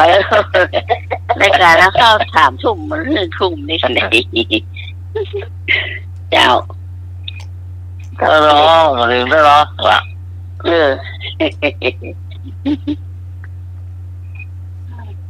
เดี๋ยวลุงหน่อยจะเฉลยปัญหาที่ควายมีเกี้ยวตังบนตังลุ่มหายเด้อ ครับเนี่ยของหวานนี่เอาลากคอมันยิ้มมันทั้งลุ่มมันมีไหนว่าทั้งบัวมีไหนวะเนี่ยว่าคือมีทั้งลุ่มนะว่าแล้วเนาะ บางทีก็ตัวก็มีตังลุ่มตังบนบะหมี่ตัวตังลุ่มมีบะหมี่ตังบนมีอีจ่าจ้ะเดี๋ยวจะเฉลยเด้อจ้ะ จ้ะ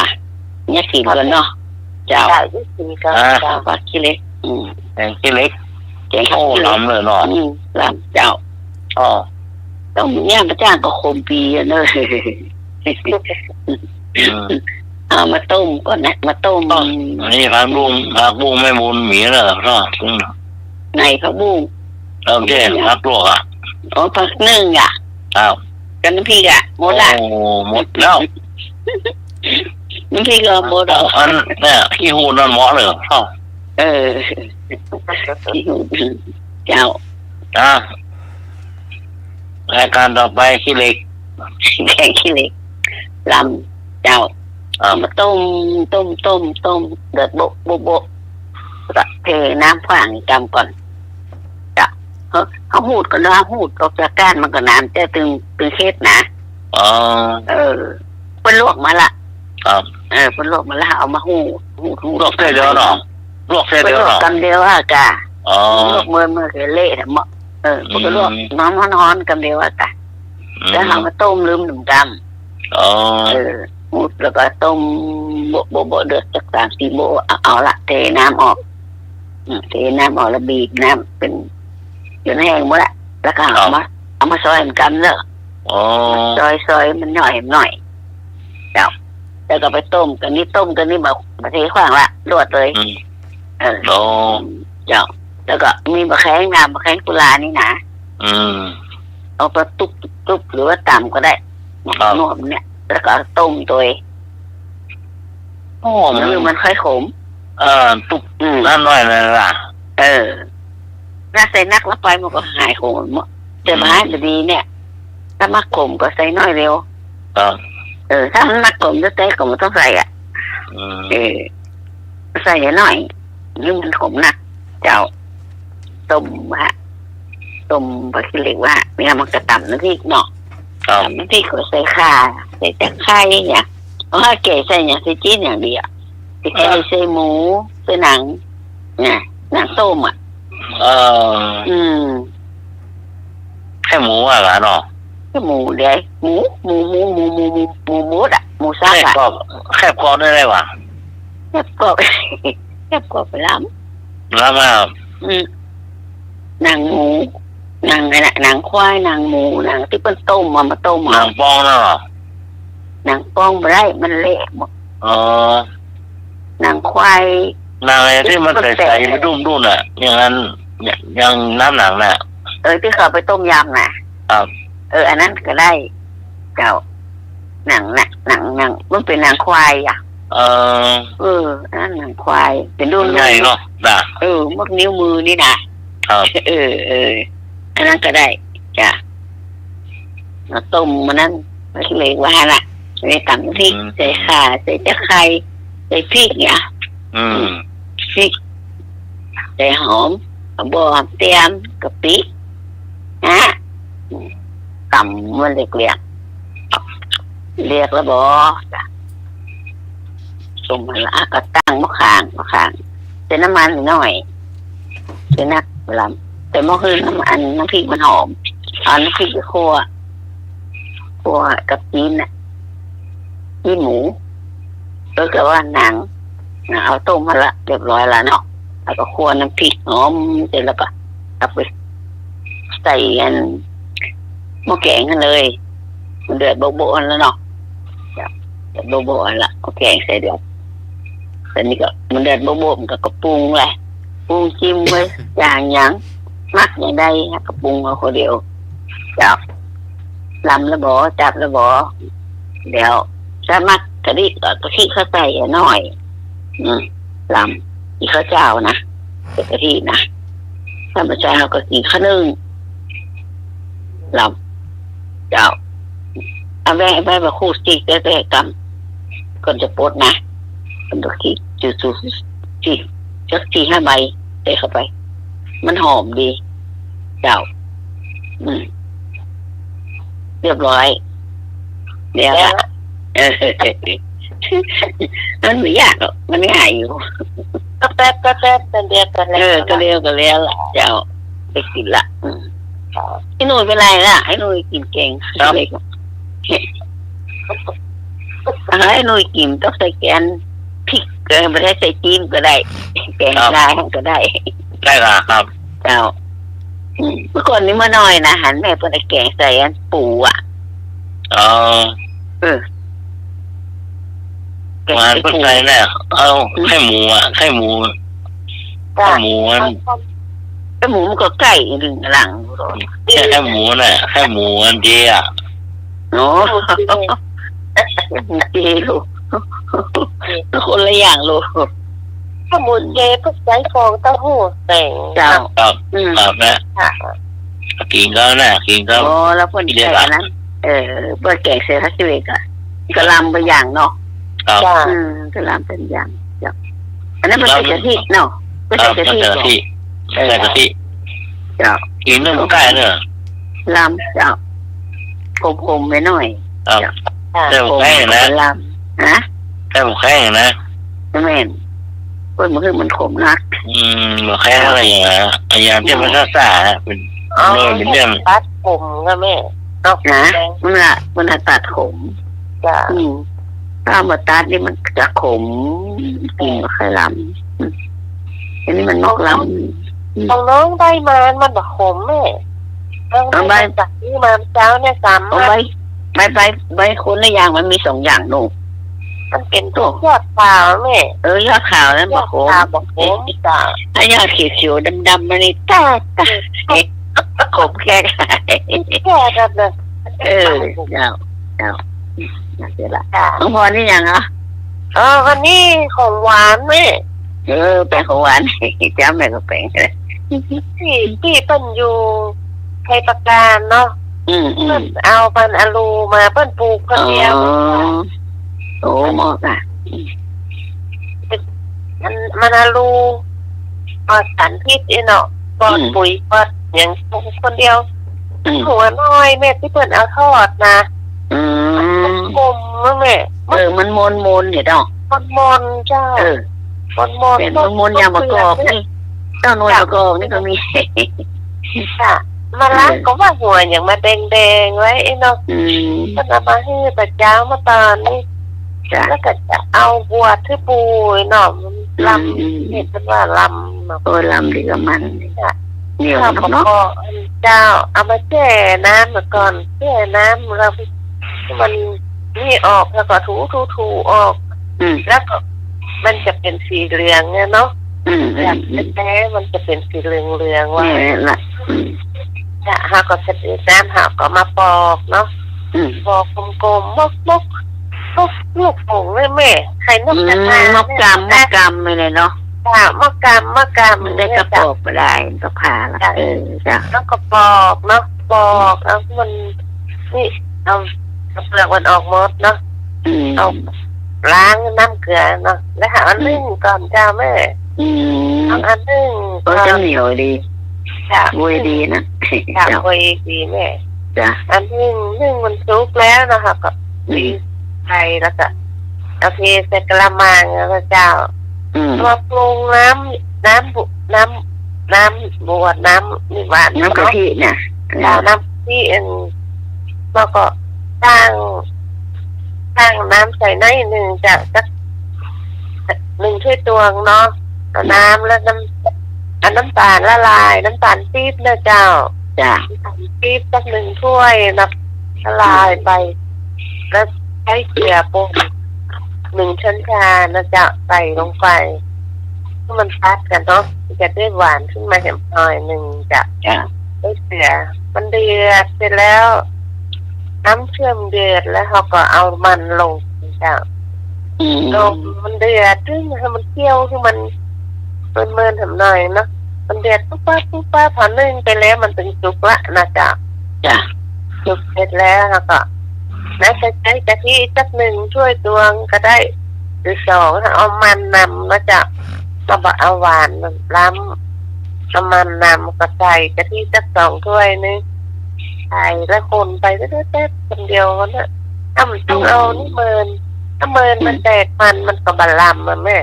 จ้ะ มันอันนี้คนนี่ค่ะก็พอละแต่อีเขาก็ปี๊บใส่อะจ้ะแล้วไปลืมใส่ใบเตยนะจ๊ะ จ้ะมัน ใบ หอม เต เนาะ ยนี่มันหอมจ้ะ จ้ะ หอมขึ้นมาเพิ่มรสเพิ่มกลิ่นที่มัน แน่นจ้ะหอม ก็เหมือนให้กลิ่น จ้ะ ลำ ตาล หน่อย ก็หอมจ้ะ นะครับหลักใจกะทิไปแล้วก็เปิดไฟไม่จำต้องเอามันเดือดล้ำละ จ้ะเมื่อวานคุณก็ดูแล้วเนาะ จ้ะปุ๊บป้าปากก็ปิดละจ้ะ จ้ะ ต่างคนต่าง ลำอยู่ลำอยู่ จ้ะ จ้ะ ช่วยมาซะเนี่ยถ้ามันลำนะมันนำดีแม่ เจ้า ดำเหลือง เหนียวนอกๆกันนะ จาดเหนียวนี่นิดๆอ่ะ ก็ใช่เก่ง มันมากหัวโคนะกะแม่มันหัวโคก็ล อ๋อ ำ คือหาที่เป็น ที่มันขึ้นต้นไม้ที่มัน ร้อยเป็นสายนั่นแหละ นั่นบะมูจ้าบะมูอย่าคนเมืองเดียวมีกับแม่ มีกะมีอยู่ อยู่เนาะ ตัวแม่หันต้นมาขายกันอยู่นะจ้ะ ต้นนึ่งขายเนาะ ลำ จ้ะลำนี่จะเสร็จไปแล้ว เจ้าเสร็จละ บวก กินเสร็จละบวกก็เสร็จละ เฮ้ย ไอ้หนุ่ยอยู่ไหนล่ะไอ้หนุ่ยมากพ่อของหวานอะรับไปแล้วกันทำไมก็ได้รับระดักแทบอ่ะเวลาชุ่มใจกันได้แหละถ้าคนหนึ่งรับก็คนหนึ่งรับน้ำเดือนนี้เหลือเฮา2 คนนะกะถ้าสมัครไหน ให้รับกันนะจ๊ะ ถ้าสมัครโอ้ไปรับเถอะกะจบละเสร็จเรียบร้อยแล้วกับข้าว ลุงนุ้ยมาฟังกันได้ไปจะมีเที่ยวหายไปได้ ไปละดักแทบเลยเล่าเที่ยวละ รับเสื้อมัน เที่ยวจบละแกงก็มุดละขนมก็เสร็จละจ้าเรียบร้อยจ้า เรียบร้อยแล้วเจ้ายินอยู่ เนาะตอนนี้นี่ ไหว แต่เสียงมันยานละแล้วเสียงยานไอ้กี้แม่ก็ยี่ไปแล้วตอนนั้นท่านอยากมาจะดื้อตื่นดิห้องน้องพรแต่คืนรับไม่เตียงป่าเหมือนกันเลยรับดึกตื่นเช้าอ่ะจ้าลูกไม่ได้กินรับเจ้าค่ะก็กระชุ่มสายย่อมเปิดว่าจะรับมันนอนรับรับปะถูกลูกเราเหรอลูกไหนวะเขารับมันได้บ่โหรับไปก่อนนี่ กรรมไอ้เด้อยายน่ะรับลาเปิ้นพรก่อนว่าสายเป็นแล้วเนอะวางตัวเนี่ย ตาก็มึนเนาะยักเสียบมากอะ เดี๋ยวแซ่บ ทำไม ฮะ ทำไมไอ้รู้เลยว่าวันก่อนนั่นน่ะ โอ้ ไม่เลย มันรับหมู ก็จะฟังเรื่องควายมีเกี่ยวประดับเนี่ย ความหนีเที่ยวไอ้นุ่ยไปไหนนุ่ย เอาไว้วันผูกปะคนจะฟังกับรับกันเนี่ย ไปไหนแม่ก็ว่าแม่ก็ฟังว่าแม่ไม่เคยได้ยินหรอกเราเถอะ เป็นแค่ไปเลยเนาะ เป็นแก่ไปเลยเจ้า ค่ะก็มีสมัยก่อนในควายอู้ได้นะเจ้า อ๋อ ควายอู้ได้แล้วก็ขึ้นไปหาพญาอินอยู่กับพญาอินเนาะพญาอินใจไปไหนควายก็จำเป็นได้ไปเจ้าอันหนึ่งพญาอินสั่งคือควายบอกลงมาโลกมนุษย์ไปบอกที่มนุษย์ว่าไม่กินข้าวคาบเดียวเนอะควายมันก็ฟังเนาะฟังพญาบอกพญาทางพญาอินจะบอกว่ามนุษย์กินข้าวคาบเดียวพอควายมันลงมาแล้วก็มาบอกกันมนุษย์ว่าพญาอินสั่งให้กินข้าว3 คาบเลยคิดขึ้นไปพญาอินถามว่าไปบอกมนุษย์ในโลกมนุษย์ว่าได้เขียนสั่งไปนะบอกว่าคืออันมนุษย์กินข้าว3 คาบก็สั่งว่าให้กินข้าวคาบเดียวยังไปบอกเปิ้นกินข้าว3 คาบเพราะพญาอินกับโต๊ะปลาควายจ้ะควายเที่ยวควายจะลุดไปฮะน่าจะเป็นตังลุ่มแม่แม่เนาะตัวก็มันมีมันมีไม่พอเอาได้จ้ะควายจะเที่ยวจะหายไปด้านเดียวจ้ะมันก็เกี่ยวกับเมือกนะกะติยากินอย่างเนาะเกี่ยวยาแบบมันจะเกี่ยวเหมือนมัวแล้วคือห้องเคี้ยวเอื้องยางจ้าเนาะมันเป็นเกี้ยวเคี้ยวเอื้องจ้าจ้า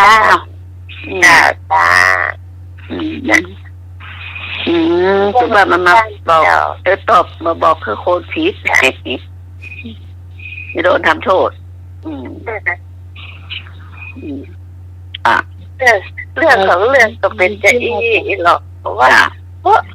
ควายอย่างมันเที่ยวด้านเดียวนั่นเที่ยวอย่างไปเนี่ยไปเซ็นเนี่ยเงินทรัพย์เนี่ยไอ้นุ้ยกันไม่ไหวก็อาจารย์สมัครรับเลยมารับหรอจะสมัครอบนั่นกบเราเที่ยแหละเราเที่ยแหละแต่ไอ้หนุ่ยถ้าแกมได้ไอ้หนุ่ยเนาะแม่นพูดต้องยาไปผู้ปัญญาการน่ะหมอโอ้วันที่ก่อนประยุทธ์กะประยุทธ์จังมีเงินอยู่เลยบรรลุได้เจ้าเลยไม่ใช่อันนี้การสมัครลบของหน่วยออกได้ก่อนจ้างก่อนลบเบอร์เนี่ยแหละลบเบอร์กับอันก็ต้องกดออกก่อนกดก่อนแล้วเอาเข้า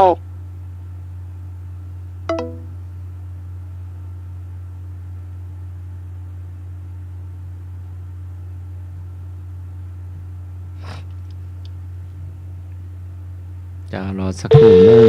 ตอนนี้กำลังประสานเจ้าเวดับหมดเลยจะรอสักครู่เนาะตอนนี้ก็กำลังประสานแม่พรอยู่ในช่วงเราเจีย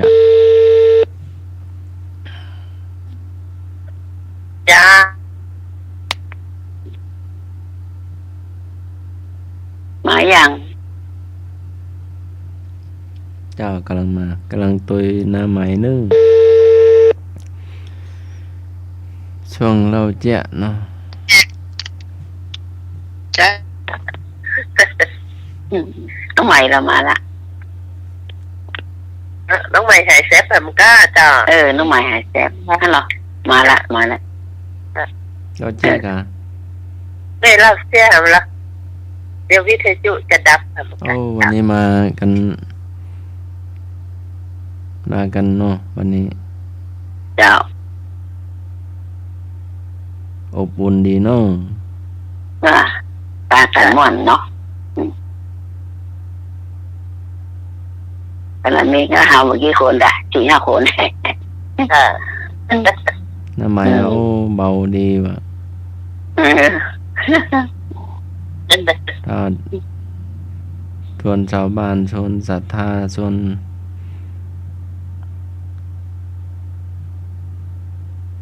ก็มานะไฟฟ้าบ้านไฟหินก็มานึ่งเนาะ เปิดมันมีพี่เขามาช่วยคนหนึ่งอ่ะ เจ้าพร้อม ช่วยคุณแม่แม่ชีอ่ะ ก็ไม่หลวงก็บอกกันเนาะเพ เจ้า ราะว่าไม่ได้ประชาสัมพันธ์บอกไม่ได้ชวนมาทางบ้านเนาะก็กลัวเข้าบอกกุ้มนะ โอ้เหลืออยู่ ถ้ามาทางบ้านอ่ะถ้าชวนขึ้นมาช่วยกัน ก็เข้าก็เยอะหรอจ้ะ ก็จะ อ่า ถ้าคนเลิก จ้ะ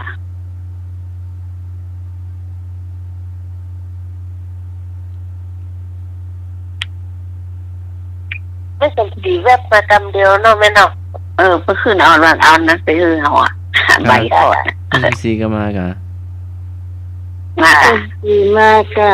ขึ้นไปสักพักหนึ่งจ้ะมาเอานั่นผักทอดมือเฮาผักทอดมือฮือ ก็ฟังไป ใบ ขนมกัน ใบอย่างก็ใบชะพูใบชะพูทอด ไอ้ข้าวโพดทอด เอามาให้จิ้มอ่ะมันกรอบ จ้ากรอบ มันกรอบ เดี๋ยวจะลองทอดนะแม่ งาดรสเธอเตอะแล้วใส่ไข่ตัวเนาะลำนะ จ้า ใส่ไข่มันหอม ทอดใส่ไก่มันหอมมันจะกรอบพี่เมินแม่ จ้า ไก่จ้า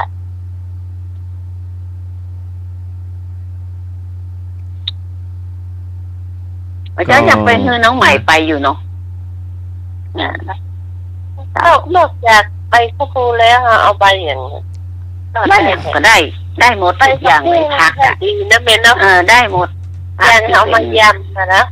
เป็นยอดเป็นใบเป็นอย่างเงี้ยทอดได้หมดอ่ะเจ้า ค่ะ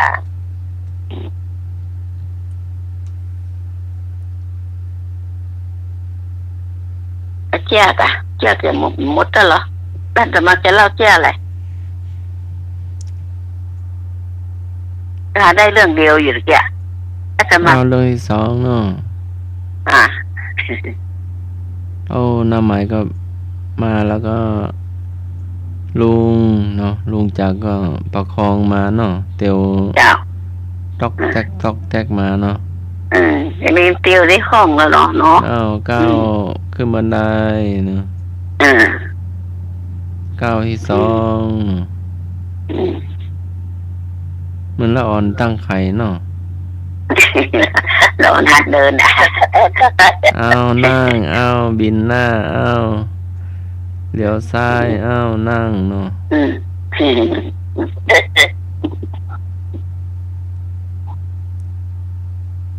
ตัวยกแยก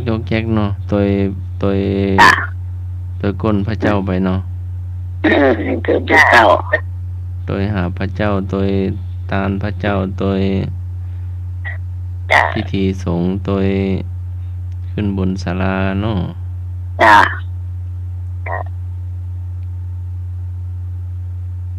ก็มากันฮะ จะถามถ้าธรรมะก็ได้ทรงหูมาแหละ อันนี้ยำทหารลูกน้องหูเลยที่ไทยหูกันนั่น ส่งเข้าบ้านทั่วเมืองนะแม่อยู่ในกลุ่มอันไหน กลุ่มตึงเฟซตึงไลน์อ่ะได้เสร็จเจออยู่ในกลุ่ม104.5หรือว่าอยู่ในกลุ่มฝ่ายหินหรือว่าอยู่ในกลุ่มอะไรอย่างพ้องหรือว่าฝ่ายหิน อยู่ในกลุ่มวัดก้อนหิน วัดไฟหินอ่ะ ก็ส่งไปหมดแล้วนะเดี๋ยวส่งให้ใหม่เนาะ เจ้าบ่หันไม่บุญกะ มันมาหันเลยหุบหันสักอันไอ้หน่วยก็ได้อ่ะจ้ะนี่นี่มาได้ปะ ลุงหนุ่ยอยู่ในกลุ่มมัน104.5ค่ะ 104.5น่ะกะ นี่แม่ก็อยู่ในนั่นกะ อยู่ในนั้นด้วย อ๋อแม่ไม่ได้เปิดฟืนเปิดไฟดูก็เดี๋ยวส่งให้ก็ได้เนาะ เจ้าส่งใหม่ เจ้าเนาะ เจ้าเป็นหยังมาได้ก็ได้ ส่งนี่มันเน็ตสู้สับเอาไว้เนาะเดี๋ยวมันเจ้าก็ เจ้ามันเจ้าก็ได้เป็นหยังอ่ะจ้ะลาต่อเลย เจ้า ไปนี้เปิ่นเลขเปิ่นสุมาตเจ้า ที่สองเนาะตุลุงตุกโตก็เอาขอดอกไม้พระเจ้านะไหมไปพระเจ้าอันนั้นไปตุลุงตุกโตไปซ่อมมาก็ไปบูรณะไปซ่อมไปอุปถาไปขัดไปสีไปแต่งเนาะโอ้คนนี้เก่งงามงามอยู่จ้ะ นับพระเจ้าเข้าวัดมาก็อยู่ซ้ายมือก็มีขวามือก็มีเนื้อพระพุทธเจ้าพระเจ้าสัมตนพระเจ้าสององค์มีสองมีสามพระศิวลีเนาะพ่อหันใจหลวงพ่อพระเจ้า3 องค์เนาะในพระอุโบสถก็มีพระสารีริกธาตุพระพุทธเจ้าพระอรหันต์เนาะพระประธานบนซ้ายมือก็มีแล้วตอนแรกก็มีพระเนาะเยอะพระพุทธเจ้าแล้วก็ครูบาตัวเนาะเจ้า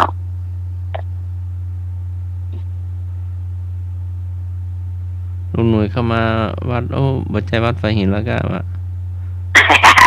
แปลกตาเลยไงแปลกหูแปลกตาไปเจ้าก็ได้ตุลุงพระน้อยเนาะศรัทธาชาวบ้านเนาะช่วยกันเนาะเจ้ามาแอวเนื้อเนาะมาไหว้พระเจ้ามากราบพระเจ้า จบไป4-5 เรื่องเนาะโอ้โหดีจังแล้ววะ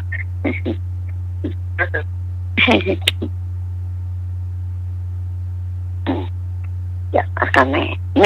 มีเรื่องเดียวแม่เจ้าเรื่องเดียวเนอะเจ้ามี2 คนผัวเมียไปกาดนั่นเป็นวัยเกษียณละเจ้ากาด2 คนเนาะแฟนเพิ่นก็พ่อไปซื้อกับข้าวมาแล้วเด้อเพิ่นห้องเมียเพิ่นน่ะกู้กันนะก็สู้กันแล้วก็ปีกมาบ้านแล้วผัวเพิ่นก็เอิ้นเมียว่าเพิ่นไปซื้อกับข้าวมาแล้วเด้อแล้วห้องหาเมียเพิ่นแม่บ้านเพิ่นซื้อกับข้าวมาแล้วเด้ออีโลลงมาทำกับข้าวอีโลเดี๋ยวอีโลนี่อันเมียบอกว่าพ่อมันอีโลพ่อลืมมาอย่างก็อีโลแล้วผัวเพิ่นก็ว่าเช็คแล้วนะได้ครบแล้วอีโลไม่ใช่นะพ่อลืมน้องไว้ที่กาดอ่ะปังปีกไว้ฮักไว้อีโลเมียมันก็ได้ปีกบ้านอยู่กาดพุ่นตรงกันนะปูกันนะแล้วก็บอกว่าปีกปังปีกมาฮักเพิ่นเนอะเพิ่นอยู่กาดดูอย่าได้ปีกเตื้อผัวมันก็บอกว่าเมียมาด่าเมียไปตัวลืมเมียอยู่กาดพุ่นอยู่ฟังปีกไปเอากะเป็นเรื่องไปดูกัน2 คนปีกคนเดียวจบละเรื่องว่าไปดูกันแต่กับปีกหมาเปิดปีกแล้วก็ห้องเมียลงมาถ้าแต่เช้าพี่พรก็ไม่ได้กล้วยไปสักกันไม่ลืมกันหมดไม่ตายหน่อยจะลืมแม่ตายกล้วยน้ำนมกับก็ได้ยินน้องไหมอู้อยู่นะกล้วยกับก็เตะทุกเสือ เจ้า แล้วก็พี่กับป้ากันลืมให้ไปโต๊ะไปเสียง เอาไว้อัน ว่าก็เฮาดันตุกเน้นจานเนี่ย แล้วก็กล้วยด้าน อันนี้เครือแล้วเครือดินเครือ ก็แบ่งกันเนาะก็ เอา เป็นหลายเนาะ เอามาทั้งห้อยว่าจะชูมาได้ก็เลยมีแต่นึงได้กิน มันโดนมาน้องมาก่อนเมื่อก่อนก็บอกว่าไอ้เป็นคนเจาะมีดเจาะอย่าง แล้วฝากในรักไปเนาะ ฮะ แล้วฝากคือในรักตัวเนาะเราก็มันนึกถึงเนาะ อุ้มจากบ้านไปแล้วก่อน เอาไปไว้ทางไหนได้มีในศาลาลูก ก็ต้องถามมันตัวหนุ่มกับมันจริงจัก ไปไว้ที่อื่น ไอ้หน่วยเปิ้นถามแล้วก็เปิ้นมาได้มา เริ่มกับไอ้หนุ่ยชื่อมึง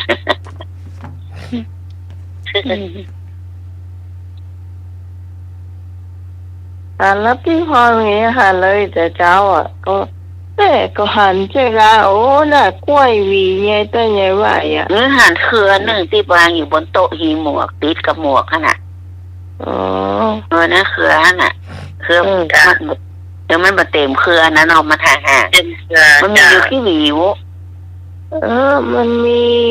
เครือหนึ่งมี6 หวีเครือหนึ่งมี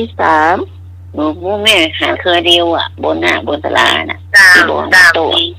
ถ้า3 มีน่าจะเป็น จะมีที่หวีเนี่ยกล้วยใต้ตุ้ยดูใต้นะกล้วยใต้ก้นหน่วยมนต้องลมเหรอเหลี่ยมบ่มีแกว่ามันแกนแล้วพี่พรอิ่มแม่ตุ้ยก็ปุ้มรุมเนี่ยว่าโอ้ก้อยเนี่ยมันได้หนุ่ย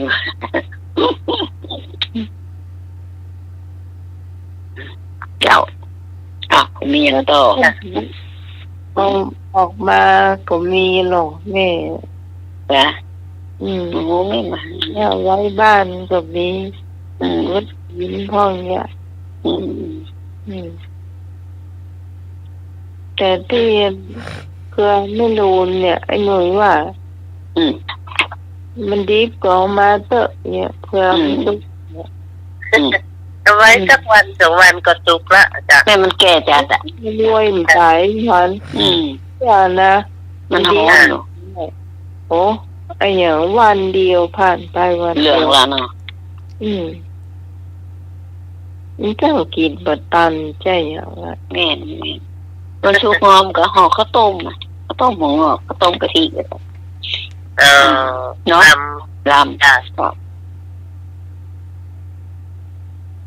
วันน้องมาเดินพี่พรว่าเอากล้วยไปตัวเนยคนต่างลืมหมดเมาคู่กันฟังเลยเนาะ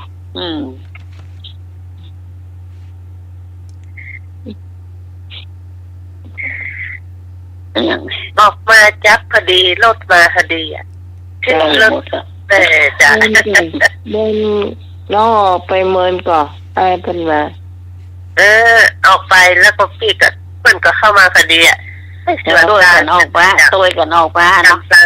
จ้า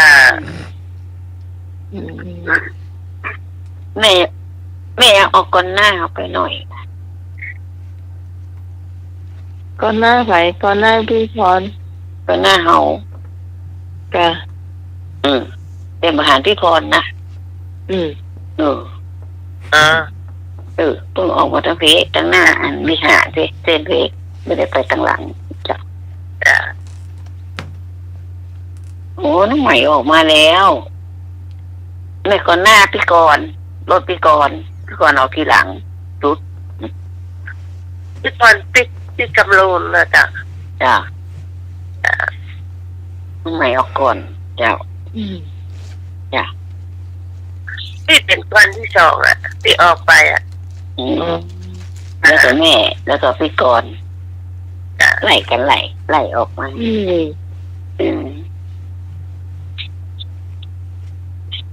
เนี่ยรถอัน2-3การเนี่ย แล้วเครื่องเนี่ยแล้วเครื่องเดียวกันแล้วเครื่องสงกันแล้วโดนสงกัน มันก็ยังดีนะ ยังดีไง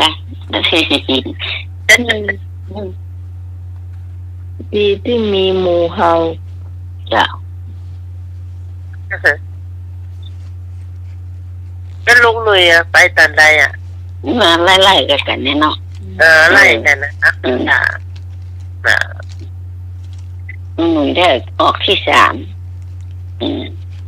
จ้ะ โอ้หมดเวลาเนอะ หมดแล้วหน้า2-3 นาทีละอ่ะหมดแล้วได้อย่างอ้ออย่างละอาลาแล้วบอก อย่างสักการอ้อแต่ผูกก็อ้อ ถูกก็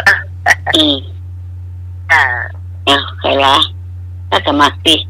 สมัคร เจ้า จ้ะ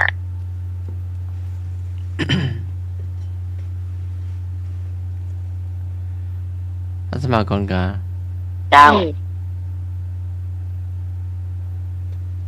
ธัมเมทิตังนะวิชหาติกิตติ